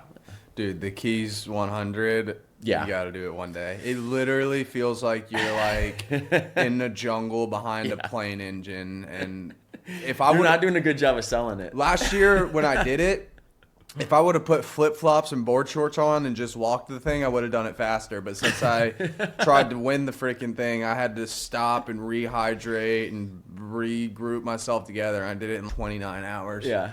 I had booked a hotel for Saturday night, start Saturday morning, thinking I was going to finish the race middle of the night and then go to sleep. Ran through the night. Saw a second sunrise on the run. I don't know if you've ever done that with your 12-hour 100-milers, and then finished the race and straight to the plane. Yeah. Oh, man. But it's Dude, how was that plane ride? surprisingly, the recovery was really fast. I have no clue why, but when I did the 18-hour 100-miler, I couldn't walk for 4 days. Maybe less running, so lower impact. Yeah, less running, more walking. Who knows? Yeah. So when you're in the pain cave, like you're grinding it out, gritting your teeth, what is this typical thing for you that starts to be the limiting factor in speed? Is it your aerobic system? Is it your calves? Is it your quads? Is it just monkey jumps on your back? Yeah, I would say it's usually some form of, all right, this physical element of like quads is a big one, is just getting to a point where like I feel like I'm working so much harder than what this pace is producing, and then that just like then it shifts to like a mental thing where how long can you tolerate that? And when you're at your best, you can tolerate it for a lot longer. When you're not, then you concede a lot quicker. And I'm sure you're like the distance your foot gets off the ground gets lower and lower, and then you're just dragging. Yeah, and it's so hard to come back from that. Because you start thinking like the mind wants to go to this like it can't possibly get better, right? Like how could I continue to do what got me here and it get better? It just doesn't make sense, right?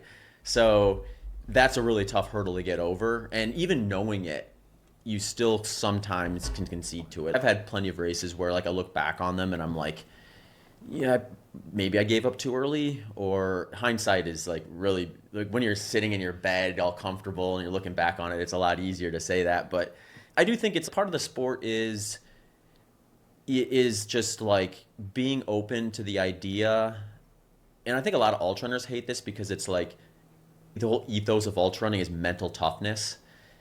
And then that is also something that probably claims a lot of races, or like giving in mentally earlier than you would like to admit is the reason why things didn't go as well as it could have, or why you dropped out.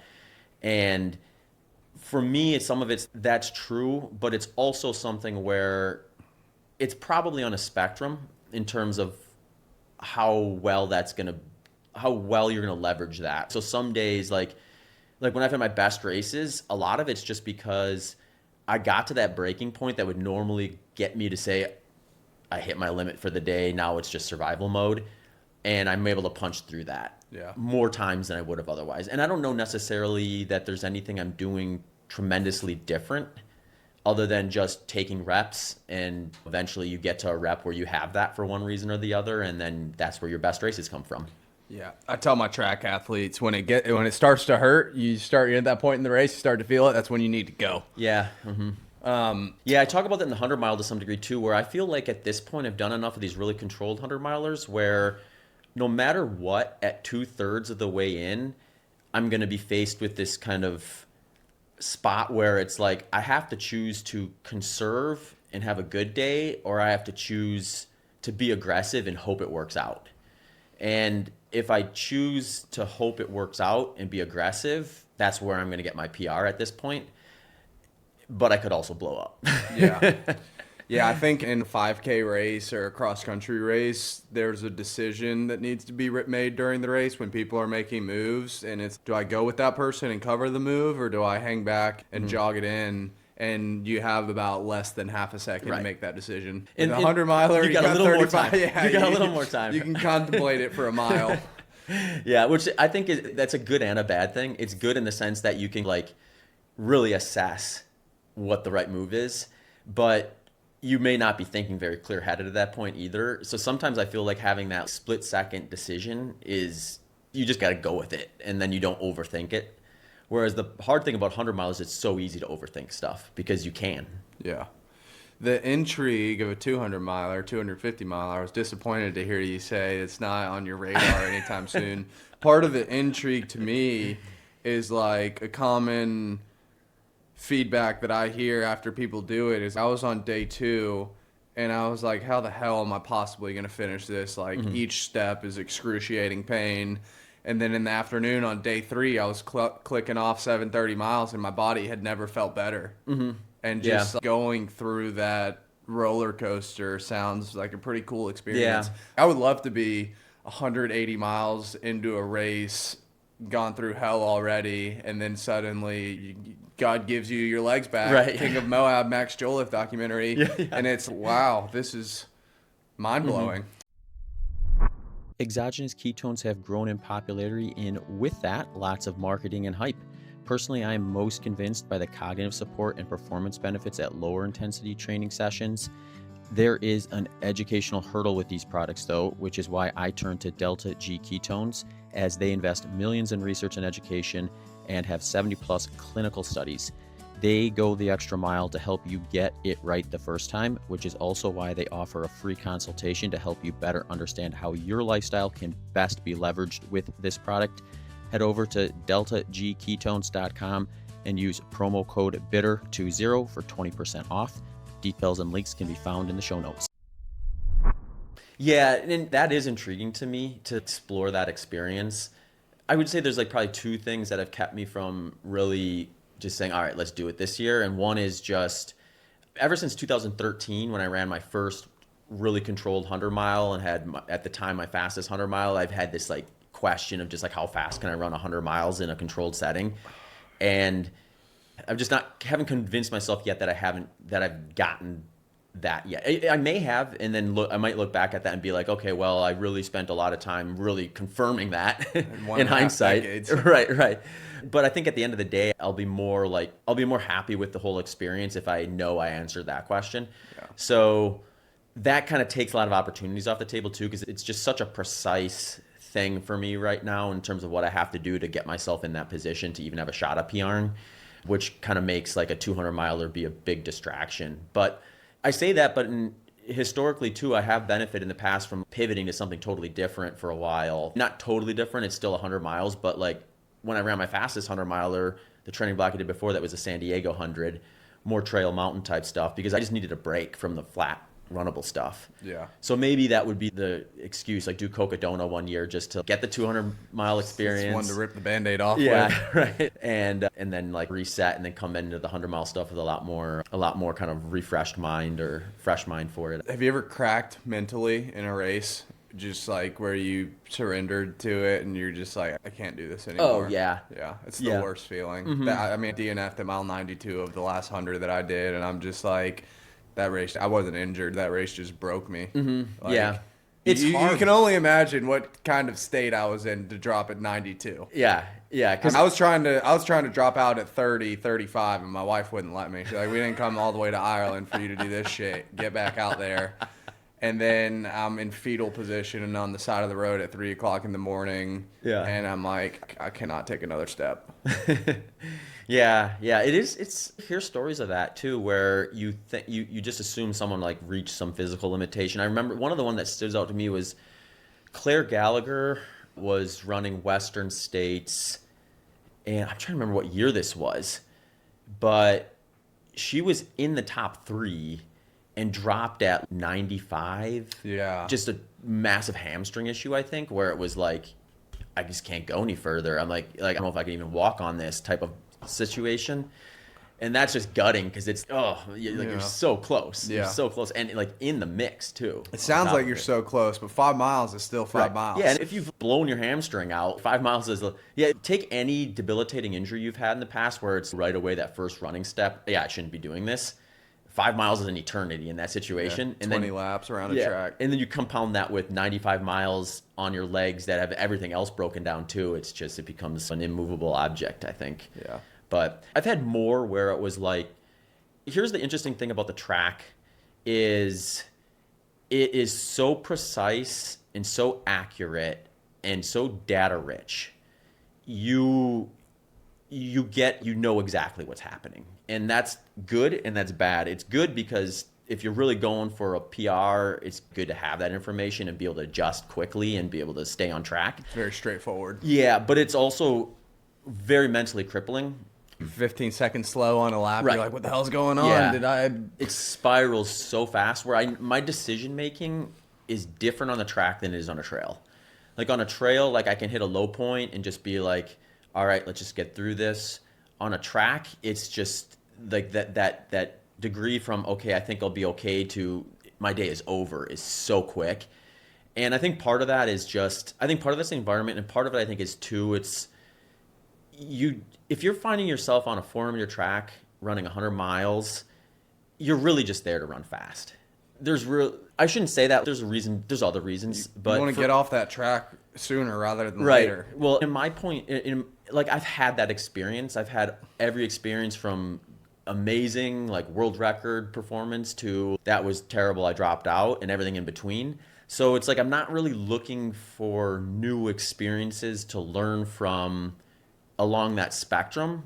At this point, I'm more looking for, is my A goal still on the table? Yeah. And I think at that point, it makes it a little bit more complicated too, because it's really hard to go into a race with an A goal and stay in there if that A goal falls off. Yeah. And I think there's good and bad reasons to pull the trigger or pull the plug on that, but it is a little bit different in my opinion. Whereas if I were doing like Western States again or some 100-mile trails I've never done before, if I was having a bad day, I would just finish it because it's okay, I want this experience. This is a new experience, even if I finish below what I was expecting. Whereas that's just not the case on the track for me anymore. Yeah. I can only imagine how brutal 400 laps around. I guess it's like 402 and a half. 402 and a half. In lane one? That'd be nice. Yeah. I guess you get some bonus miles. You do. It's because there's all these other events going on during it, so you typically pass the faster person passes on the outside. So I would say we've run estimates on different races. And when I ran my fastest time, it was probably, I actually spent a decent amount of time in lanes 2 and 3 on that one, just because the track was a little more full that day. So it's probably not a ton different than the tangents you're going to hit on, because I think they say for road marathons, you should assume a 1% increase just from not being able to hit the most exact line. And I mean, if you apply that to 100 miles, you're looking at an extra mile at that point. But we estimated just from the line 2 and 3 time for some of it is probably between 101 and 102 miles is what you actually end up running. Yeah. So I feel like it would be possibly faster if you were able to find like a 50 mile or 100 mile straight on a road. That's where Tunnel Hill is. That's what I was. Yeah. Tunnel Hill is probably really fast because of that. But if Tunnel Hill was paved, now it's even faster. Oh wow, I didn't realize it's not It's paved. crushed limestone. Okay. Mm-hmm. Yeah. So you do lose a little bit of that efficiency on that surface. And I guess your left hip doesn't get completely screwed on the track because they switch directions on you. Yeah, I mean it probably becomes less of a problem. It was actually interesting being out on the track when Charlie Lawrence broke the American record for 100 miles there, because his hip was 100K. Or 100K, I'm sorry. I'm waiting for him to get in the 100 miler. Yeah, he'll get there, I think. Yeah. It'll be fun when he does. He's resistant to it now. Yeah, I think I don't know for sure, but my impression from Charlie is like when he has a goal, he really wants to get that first before he starts moving on to a different one. Yeah. So I think he's still got this appetite to see what he can do in the 100K, which from what he said is breaking 6 hours, which would be pretty cool if he did.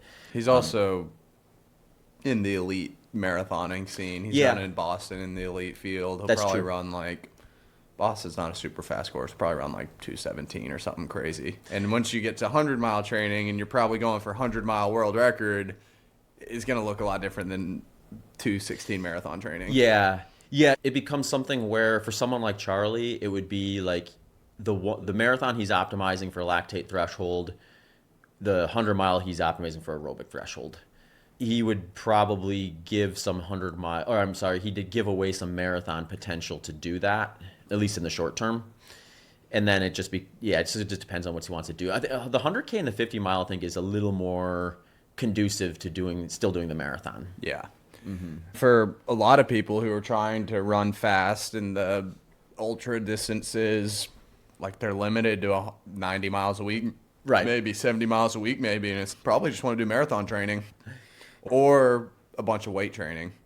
Get that Killian Korth training set. Yeah, he put up an Instagram reel the other day where he was talking about how he distributes like his training from like faster stuff to like just low intensity volume and then strength work. And I think he said like his strength work is 4 or 5 hours a week or something like that. So he's getting it in. Yeah. Yeah.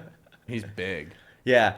Yeah. And I think it's like the interesting thing to me will be as the sport continues to grow and we see more competitive pressure enter the 200s, and some of these are getting Cocodona is 250. So it seems weird to say 200s because it's like a whole nother ultra marathon on top of it. But just what are the ideal variables that make you like maybe better at the 200 than you would be at the 100? Or is there a scenario here where like the best 100-miler in the world and the best 200-mile in the world, they switch spots and it's just night and day different in results based on which one they do, where like the 200-miler entering the 100-miler just is an afterthought to the 100-miler, and then the 100-miler and the 200 is an afterthought to the 200-miler because the difference in variables is enough that it just is non-conducive to do them both? Yeah, I think if Killian drops down to Western States, he's going to do a lot worse than if Jim Walmsley jumps up to Cocodona. Yeah. But you also got to carry that 30-pound pack up from Phoenix to Flagstaff. Yeah. Durability. Walmsley's probably like 130 pounds. It's one of those things where I think you look at it just from an ability standpoint, it gets really easy to draw a scenario where Jim blows all the records out of the water, but there's still the actual putting the foot on the ground part of the puzzle. Yeah. And you could also make an argument that it's like, we don't know that Jim can tolerate that sort of a pounding for that long either. So it could be that he's like hours ahead of everyone, and then at 180 miles, he's done. Yeah. We've seen that too. I usually look at this through the lens of if we had not just one example like Jim, but we had the best 100-milers in the world all say, all right, we're doing Cocodona. That would be sick. Yeah, it would be sick. It would also be like something where I bet a lot of those guys would get beat by Killian, even though they would. Oh, yeah. Even though he would get beat by a lot of them, if not all of them, at the 100-mile distance. I bet the DNF rate would be insane. Oh yeah, it'd be insane. They'd go out way too fast. They'd go way too fast. A lot of injuries, a lot of people dropping out. Like, it'd be interesting what percentage of that group finished. But the other thing is, I think there would be a scenario there though, if you got that much depth, where whatever happens to be, maybe it's 3, just happen to translate really well to the 200, and then they do probably improve by a good margin because we just injected a ton of competitive pressure into that event. But to me, that's not like a fair argument for the guys and gals who are crushing the 200s right now, because we could apply that same logic to any ultramarathon race too. It's if we took the top 100 marathoners in the world and dropped them on a track to do 100 miles with any sort of 6 to 12 month prep phase. Yeah, there'll be some that run slower than like me or Kin in that environment that have much faster marathon times and way more marathon potential, because whatever variables were specific to the 100-mile didn't line up well for them. But there's going to be a few at least that run like 10 flat. Yeah. And then it's, wow, look at that. That's what you're capable of. Right, exactly. Yeah. I also think the 200, 250, and now 300-mile distances, if you are looking to get into the sport and be as competitive as you can and fast-track your progress as fast as possible, you could do a 250-miler 2 years into running at all. Mm-hmm. But the shorter you are, I think the more time you need to develop build a resume. Fitness. Oh. To go fast. Yeah, like, yeah, yeah. If you want to run a fast 100-miler, you ain't going to do it 6 months into training. You got to have fast marathon, fast half marathon, probably, relatively. But if you're doing 250, you got to be a tough MFer. Yeah. Mm-hmm. Yeah, there's probably the window is probably wider. It's also less competitive. 200 milers might get upset at me for that. I think it's harder, but less competitive. Yeah. I think that you can probably prove that just from the standpoint of availability and then just raw numbers of people who do them. That, yeah, and when you look at ultra running specifically, the 100-mile distance has just gotten so much attention over the last decade that we do see just a lot more competitive pressure pushed into that event. So yeah, there is that. Mike McKnight's the perfect example of what I was just talking about. Yeah. Mm-hmm. He's not a naturally gifted athlete. He would agree with me there. He's just a tough dude. Yeah. And he can just grind out the Triple Crown. And he's got some big goals this year. I don't know if you've seen him. Yeah. He went from like, all right, I might need back surgery to, all right, I'm doing every 200-miler I can get my hands on. Every record and going to High Rocks World Championships. I love the guy, but he reminds me of myself a little bit. It's, I'm the worst runner in the world. This is so hard. I'm going to set the world record. Yeah.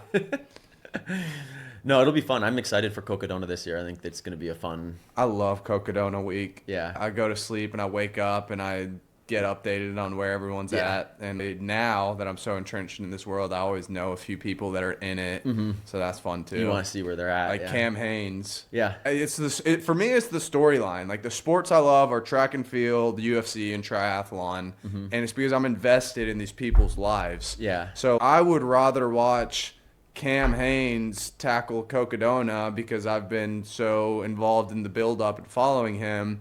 Whereas if you put me in an NFL stadium at the Super Bowl, I couldn't care less. Yeah. I couldn't care less about what's going on. I don't know any of those people. I can't even see their faces. Basketball, I think, is a little cooler, but yeah, it's the story. Cocodona. It's the story. And that's what's made that's where we get because I think we see this conversation happening in ultra running where it's like, it seems, I think, to a lot of people who follow the sport closely that these 200-plus milers are producing like these celebrities at a disproportionate rate.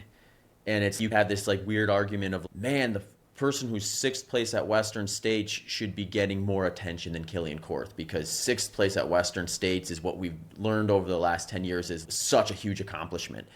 And I understand that thought process, but it's also, yeah, but like you're ignoring every variable outside of just like raw running potential. Because it's like, what is that to another? It's impressive, right? Like we all like the idea of, wow, that person's so fast. But if that's all it is, then what's the real draw? And then when you look at storytelling, these 200-mile stuff, there's so much potential for that because first of all, you have this broadcast that goes on for days. So what are you going to do other than storytell during it? And then, like you said, a lot of these individuals come in with a personal brand of sorts that people could have been following or could engage with once they see them out there at Cocodona. And you look at Killian is this example of someone who got legitimately interested in these 200-milers before anyone cared who he was or paid him to do anything. So it was just out of pocket. I want to figure this out. Failed epically and still said, I want to solve this puzzle. I'm literally gonna pay money and experience discomfort and invest hours and hours every week to try to figure this out. And then he figured it out. And he figured it out regardless of whether like in 10 years someone will be running so much faster than Killian that would be considered certainly less impressive than we consider him today. It hardly matters because people just want to see that like that story of he figured it out. And then within the ultra world, it's just such a valuable tool, I think, that people look at as we all have problems we're trying to solve when it comes to our racing. Nobody actually has the key to the perfect race. So we're all trying to fix something or improve something. So when you see someone like Killian go from not being able to finish these things to being able to win all three of them in the same year, it's okay, that guy's a good problem solver. So I want to know more about him. I want to learn from him. I want to work with him. And I think that's where a lot of the attention comes in. And then that's very well earned. Like he went through the rigors of earning that sort of, I think, attention from the average ultra runner. Yeah, he documented it all too. Yeah. I can't wait for that documentary to come out. I don't think it has yet. Yeah, I don't think so. Not the one on his last year. But yeah. You also, if you aspire to be a professional athlete or do it for a living, maybe use media to do it, you also need to know how to position yourself for sponsors and tell your story. And it doesn't have to look the same. You don't have to be an influencer. But if we look at Cole Hawker's just the example that I'm using every time because everyone knows him. It's not just running fast is your only responsibility. You also have to know how to brand yourself. Yeah. And if it is just running fast, you have to be running very fast, very consistently. Because it's like Galen Rupp was like that, right? Like we didn't know anything about that guy. Yeah.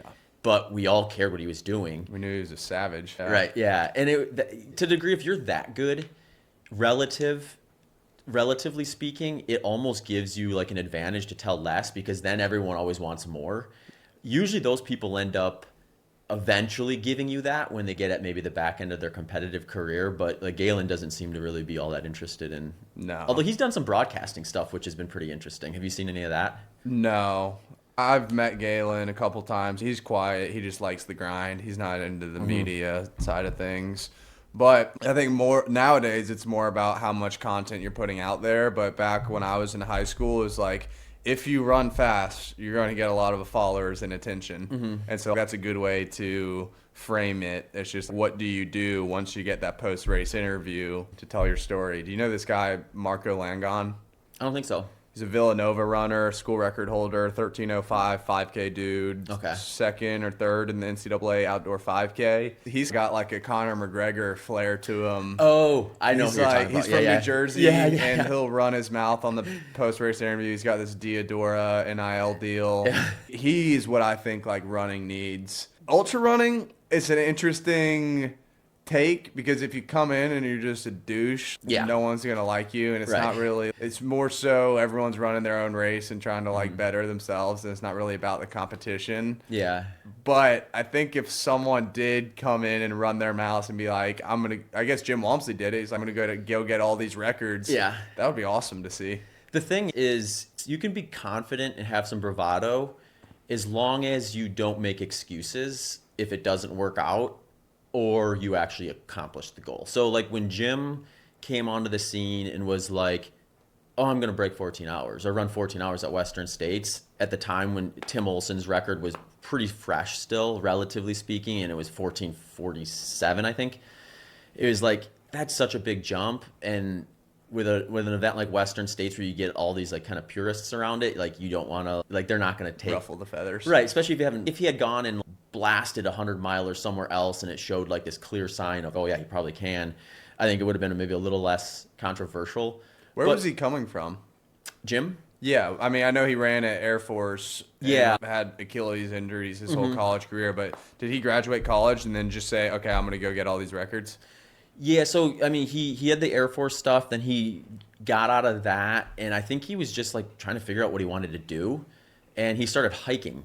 Okay. And then he started realizing, like, oh, I can cover this ground a lot faster if I run through it. So he started trail running, and then he started dipping his toe into the trail running world, and that led to what really blew him. He won JFK one year, but he won it on a year where it wasn't super competitive, and it was like nothing close to a Walmsley performance that we see today. And then he started from there figuring it out, like what is his body capable of handling? Where does he need to train to be able to do the most without getting hurt?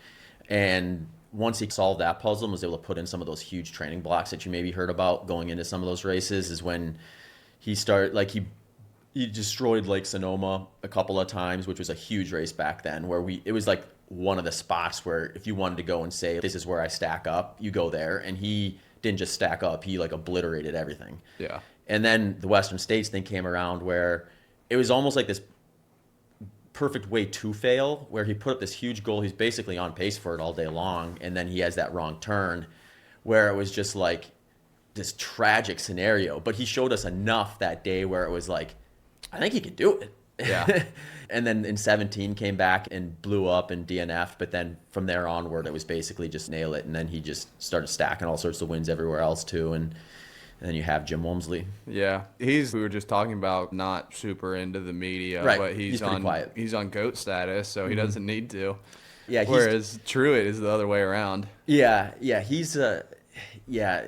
Jim is definitely in a spot where everyone who follows the sport closely probably wants to hear from him more, and he gives you just enough to keep you engaged, but not, well, his results keep you engaged, but like outside of his results, he'll give you enough here and there. Like he came on the live broadcast of Western States this year after he pulled out or didn't start because he was injured, and he talked for like the first hour of the live broadcast and was just like dropping all sorts of great information. And it was just like, I remember at the end of that, I was just like, just let him cook for 14 hours. Yeah. We like, got some catching up to do. There's such an appetite for like his like what he knows and his knowledge from the sport. So I think there's, whether he wants to or not, I guess is the big question. But I think there's a lot of potential for him there if he ever wants to do more media type stuff. Yeah. Sweat loss rates and electrolytes can be challenging, especially when the miles pile up and the temps climb. To help solve this problem, I got a sweat test done that suggested that I lose approximately 614 milligrams per liter of sweat when I'm out there working out. Keep up with this, I turned to Element Electrolytes, convenient single-serve packs, and Element Sparkle, which is their latest offering that combines carbonated water and their top-notch electrolyte flavors. Check out their variety of flavors at drinklmnt.com/HPO. If you use that URL, you can get a free sample pack with your first purchase. If it turns out they don't meet your needs, rest assured they have a 30-day money-back, risk-free guarantee. Details and link can be found in the show notes. That'd be cool if there were more pro ultra groups. We're getting closer to that. We've actually had waves of it too, where Coconino Cowboys. The Coconino Cowboys, yeah, they were probably the biggest example of that. Now we're seeing it more kind of gravitate around teams, where these teams will put on camps. And so like Hoka will have a camp somewhere, and then like their top runners will all go out there and they'll train for a while. And I'm sure they're getting like just like informed on like the media side of stuff too, and giving assets for that. Because that's, it's like kind of what we were talking about before. It's like you kind of got to build this brand where to some degree you wonder like, where do you draw the line as a sponsor to put this athlete in a position where they can still do the things they need to do to be successful on the performance side of things, but also leverage that. And I think that's maybe where there's a lot more opportunities that haven't necessarily gotten tapped into, of brands kind of like getting a little bit more involved with, all right, we're going to hire a videographer and have them like follow you around for a little bit of time. And then we're going to put together this like YouTube series so that they're doing like very little of the legwork other than just going about their day for a little bit of time. Yeah. And getting some of that content. I've thought of other issues too, because you always have this like the pro athlete versus influencer kind of dynamic. And then you get like people who dabble in both, but they're like these two groups that are both really good at a different thing, where one's really good at performing and one's really good at storytelling. So but the storytelling influencers, they're often still competing and performing. They maybe don't always know what they're doing, but I feel like that's like the perfect, like, let's combine strengths thing, where like you storytell and collaborate with this athlete, and that athlete will help you with the training methodology side of things. And I think there'd be some cool collabs there. Yeah, I can't tell you how many NCAA runners there are that are seeing guys like Jeremy Miller and Matt Choi make a healthy living that's centered around running and fitness. And they're like, dude, I could smoke this guy twice on Sunday. And like, these are like 214 marathoners that like no one's knocking on their door to give them a contract because they're not making a U.S. team. But what they fail to realize is like the content side of things is hard, and speaking to a camera and articulating your thoughts and storytelling is also a skill in itself. And if you take this one-dimensional marathon runner that's really fast but doesn't know how to do that side of things, of course a brand's not going to give you money, because people aren't going through the results sheet and seeing 33rd place at the Boston Marathon, 2:17, Robert Smith attached with Hoka. Okay, I'm going to go buy some Hoka shoes now. Yeah. Well, and here's the other thing too. It's if I'm a brand and I want to get my product out there, and I find an influencer who I think has a good message and a good system in place, it's so easy for me to say, here's a check, here's the product, just plug it into what you're doing. I don't have to go any further than that. If I'm going to do that same thing with an athlete, I probably have to spend a ton of money sending out the videographer, sending out the film crew, and maybe even like coaching them up on how to speak, because they're not going to be as like comfortable in that situation. Or guy with a gun behind the camera. Yeah. So I think that you're right about that, though. I think the one thing where I do feel bad for the influencers is you see a lot of the memes about them where it's, oh, must be nice just to put up a 60-second reel every few days and then just have no job. It's like, they're not just putting up a 60-second reel every few days. Like, these guys and gals are like, they are like spending probably at least a full-time amount of hours doing all the stuff in the background to create what ends up being a 60-second reel. Yeah. And it's hard for people to appreciate that it could take 40 hours to make a 60-second reel at the caliber that some of these people are doing.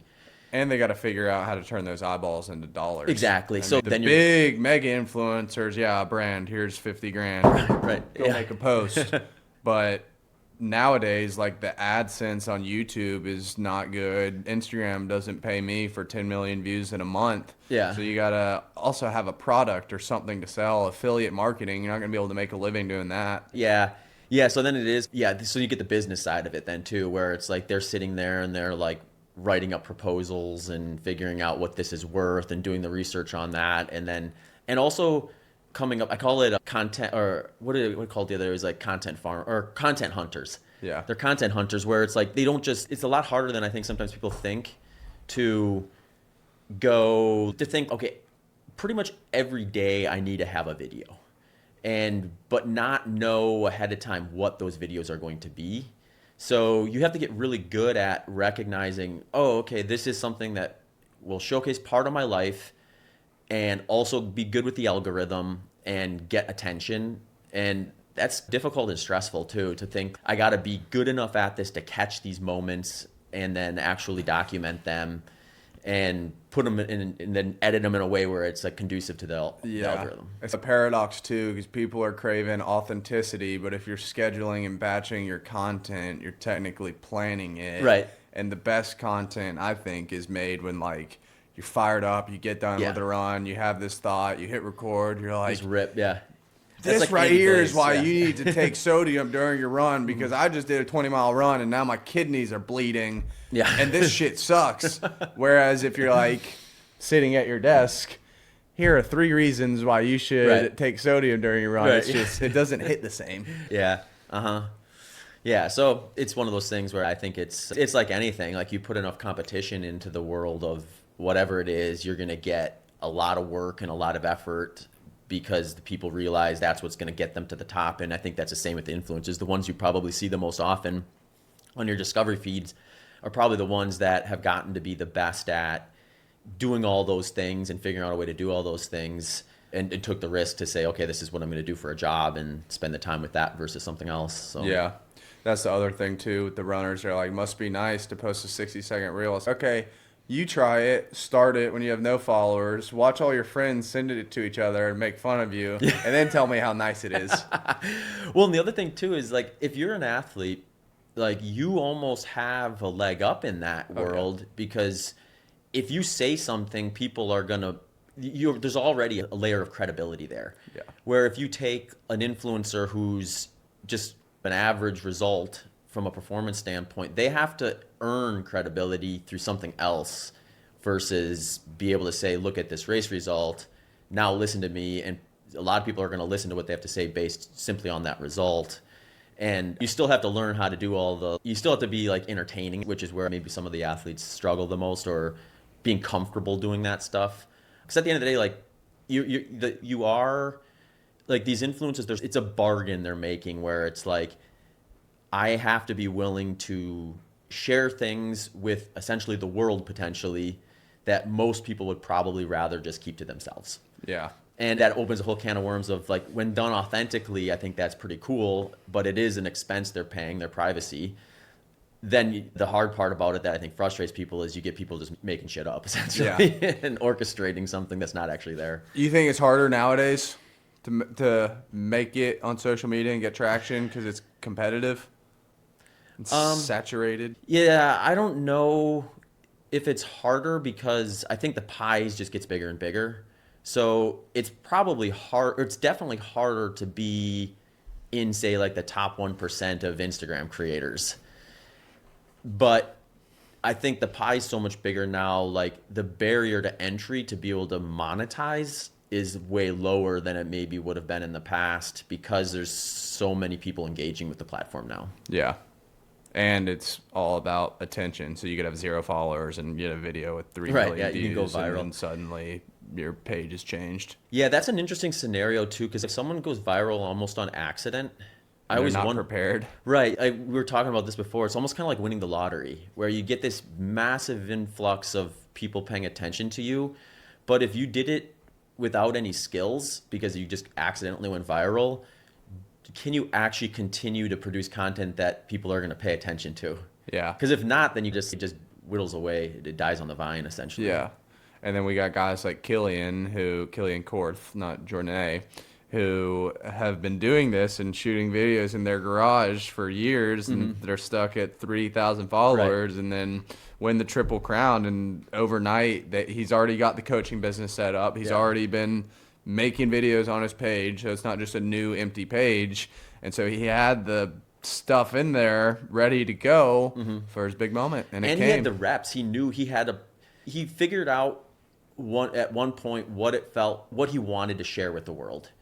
And yeah, when it was like 3,000 people, it was probably it's definitely a labor of love to a large degree. The people who followed him and found him early probably were really appreciative that he was willing to put that stuff up for really no monetary gain other than here you go, have fun. Yeah. But then, like you said, once he blew up, it was like, not only did he have that back catalog of stuff people could comb through, but he already had a protocol in place. He didn't have to learn about, when do I shoot this? When do I shoot? He just kept doing what he was doing. Yeah, facts. Have you ever had the moment where you have a bad race and you're like, man, I'm freaking coaching people to do this and I suck myself? I need to just retire and hang up the cleats. Yeah, for me, there's been some events where, like, I really enjoy and love the idea of it, and I just haven't figured out, like the 24 hours, one of those, where, like, I've tried a few times myself to just really get a good 124 hour, and I just haven't figured it out for myself yet. But it's one of those things where, well, so then to your point, I coach people who run the 24 hour, and people still seek me out for that distance despite that. So that is an interesting dichotomy of it. I like these things, like when I'm teaching someone about it, I'm like, here are the tools to be successful here. I haven't been able to apply those tools for myself successfully yet, but I promise you these are the tools. A bad day for you is 150 miles, and that's a good day. Well, I wish it was. Like the furthest I've gone is 125. Okay. Yeah. So if you're doing 100 in sub 12 hours, and then those other 12 hours, you're only squeezing out another 20. Well, and that's been one of my problems in the past is I've tried to shoehorn a 24-hour into 200. Another event. Doing like preparing and racing a 100-miler and then saying, I think I got another race left in me. Maybe I'll try this 24 hours just to see what it's like. And then going in with a scenario where it's like, you got to give it its own buildup and its own attention. And I did give the 24-hour one proper buildup in an amount of attention, and probably to too much of a degree. It was like the one phase in my career where I was like, all right, I'm going to explore some 200-mile training weeks. I think I did maybe 3 or 4 of those, and it just was not a good idea in hindsight. Yeah. Always tired, always running, never recovering. I felt like by the time I got to the race, I had some little niggles that were just like there, but not really noticeable in my day-to-day that like flared up on me during it when you went out there for a longer period of time. And then it's like you start losing the drive to do the event because you used all that mental energy and training to do those huge training weeks. So I think I overextended what was necessary to have a good race and then paid for it on race day. But it is one, I think, it's like the 200-mile stuff, though, where I have a hard time saying, okay, this half of the year I'm going to just train for a 24-hour versus doing a fast 100-mile, because I do think I can still hit my max potential at the 24-hour like later on, versus I think my timeline to be able to do my fastest 100-miler is getting really short. I probably only have a couple more years before I really realistically have to say, okay, at this point I'm not running faster. Yeah. You were probably running too fast when you were doing 200-mile weeks too. 3 or 4 weeks is a lot, but when I did a 219-mile week doing 50K a day for a week, I felt like my legs grew like new muscles that weren't there before, and they were just completely shredded. Yeah. And that was just a 7-day stint in the build up to a 100-miler, which I think is valuable if you are like taking time off work or something to get like a really big 5-day block in. But what was your thoughts on the 200 for a month? I think there are a few things. One, I think 200 miles, I have a hard time saying don't ever entertain 200-mile weeks because it's just too much, because Sorokin, marathon a day. Yeah, and Sorokin has proven it to be doable. He broke his world records with blocks of 200. Like he had an 8-week stretch where he averaged over 200 miles per week. Doing them fast too. Yeah, very fast. 5K fast. Yeah. He's doing these 50Ks and they're like averaging in the mid to low 6-minute pace, and it's not like steady the whole way. It's like he's working down, so at the end he's like sub 6-minute for parts of that. It's one of the more impressive training blocks I've seen publicly posted. For me, when I did it, I should go back and look. I can't remember. I know I did at least 3 weeks where I hit over 200 miles, but I was doing them much slower than Sorokin, because my goal there was like, my thought was for that 24-hour, if things went really well, I could maybe average somewhere between 7.5 to 8-minute mile pace. So I was doing a ton of miles just between 7:30 and 8:30 mile pace, which that's proper zone 1 for me. So it wasn't really that stressful from, I got to go out and focus on this run. It was more just like, all right, here's this 20-mile run in the morning. Time. Yeah. It's just mental grind. Yeah, right. I love Killian's. He has this new zone that he made up called Zone 0.5. Yeah.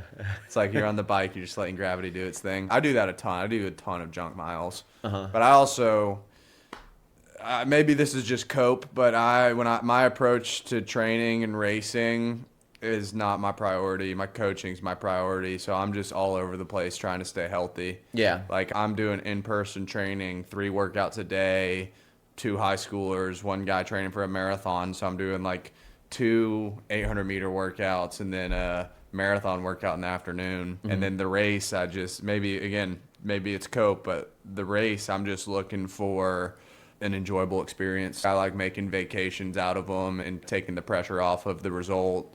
Every time I put pressure on the result, I go out too fast and explode. But if I'm going to the Florida Keys, I'm like, okay, I'm going to go run for 24 hours in the beautiful Keys and then get some tacos and margaritas afterwards, and we'll laugh about all the shit I had to go through. Then that's where the result comes. Yeah. But I do really, I'm just going to keep going back to the Florida Keys until I win the thing and get a Badwater ticket, because the application for Badwater is crazy. Yeah. So is that the goal, Badwater? That's my Everest. Okay, Yeah. cool. Right You said, I agree, it is a lot about the crew and the puzzle, and I think that's cool, but you just can't, there's no way around 135 miles through Death Valley in the middle of summer, summiting Mount Whitney, the highest point in California at the end. That is badass. Yeah. No matter how much biohacking you do, that is bonkers. When you say that sentence to anyone, and it's not for the external validation, when you say it to yourself, you're like, yeah, I did that shit. Right. No, I get it. I think there's a reason people love that event and keep going back to it when they can. Yeah, it's an interesting one. And in terms of storytelling too, you have that perfect combination of, this is an event with a history, so a lot of built-in stories that you're running in the footsteps of. And then, how do you tell your version of it? Yeah. And come up with what comes out of it. And if I got it in January, I would do Arrowhead. And then in July, Badwater. It's just, I think Arrowhead's harder. Two most extremes. Oh, I probably agree. Why though? I think this is subjective. The surface obviously sucks. This is subjective in the sense that someone's blowing me up. Let me make sure I'm not doing anything. Okay. We've been recording for too long at this point. No, we're good. Okay, cool. No, we're good. But yeah, I just think this is going to be something where other people will feel differently based on their strengths and weaknesses or preferences.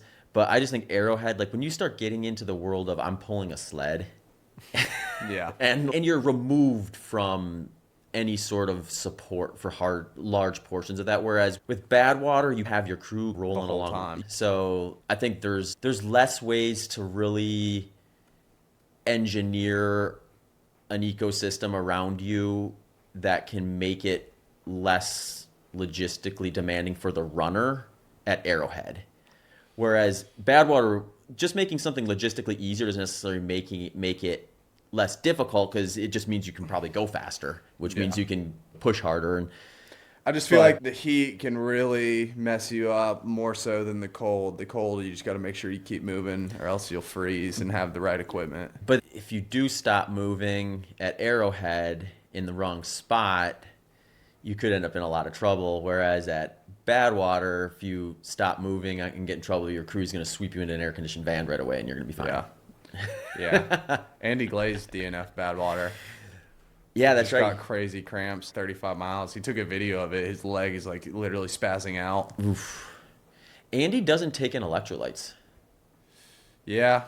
That's fair. I don't either, unless I'm in a hot race and like sweating buckets. Like if I'm doing a midday run in Atlanta and it's super hot, I don't, but I think people will get enough salt should get enough salt in their diet, where if they're exercising for an hour a day, they should be okay. Yeah, an hour for sure. You can rely on reserves. I think with Andy, because he doesn't do it even during these long races. He gets sodium through eating whole foods and stuff. Soy sauce with his sushi. Right, yeah, so he probably does actually get a decent amount in, but it's like unplanned and just like spontaneous. But I suspect it's partly, I bet if he got his sweat test done, he'd be like 300 milligrams per liter, whereas like you get the high end is like 800. Even that guy 2,000. too. Yeah, I love that guy so much.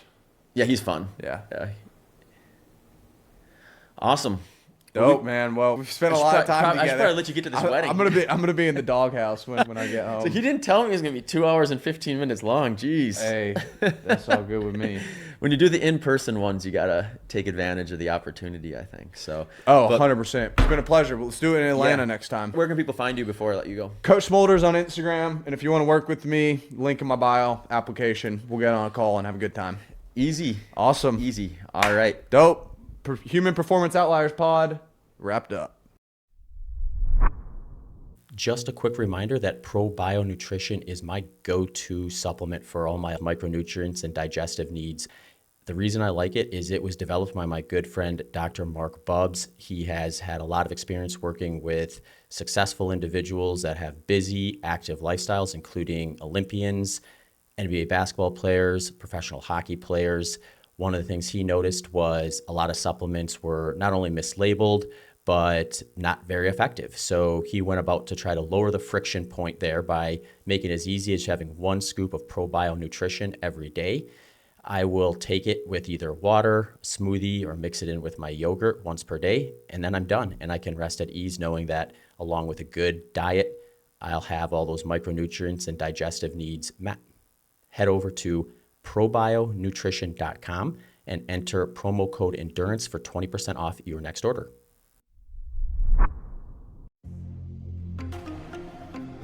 Thanks for tuning into this episode of the Human Performance Outliers podcast with Zach Bitter.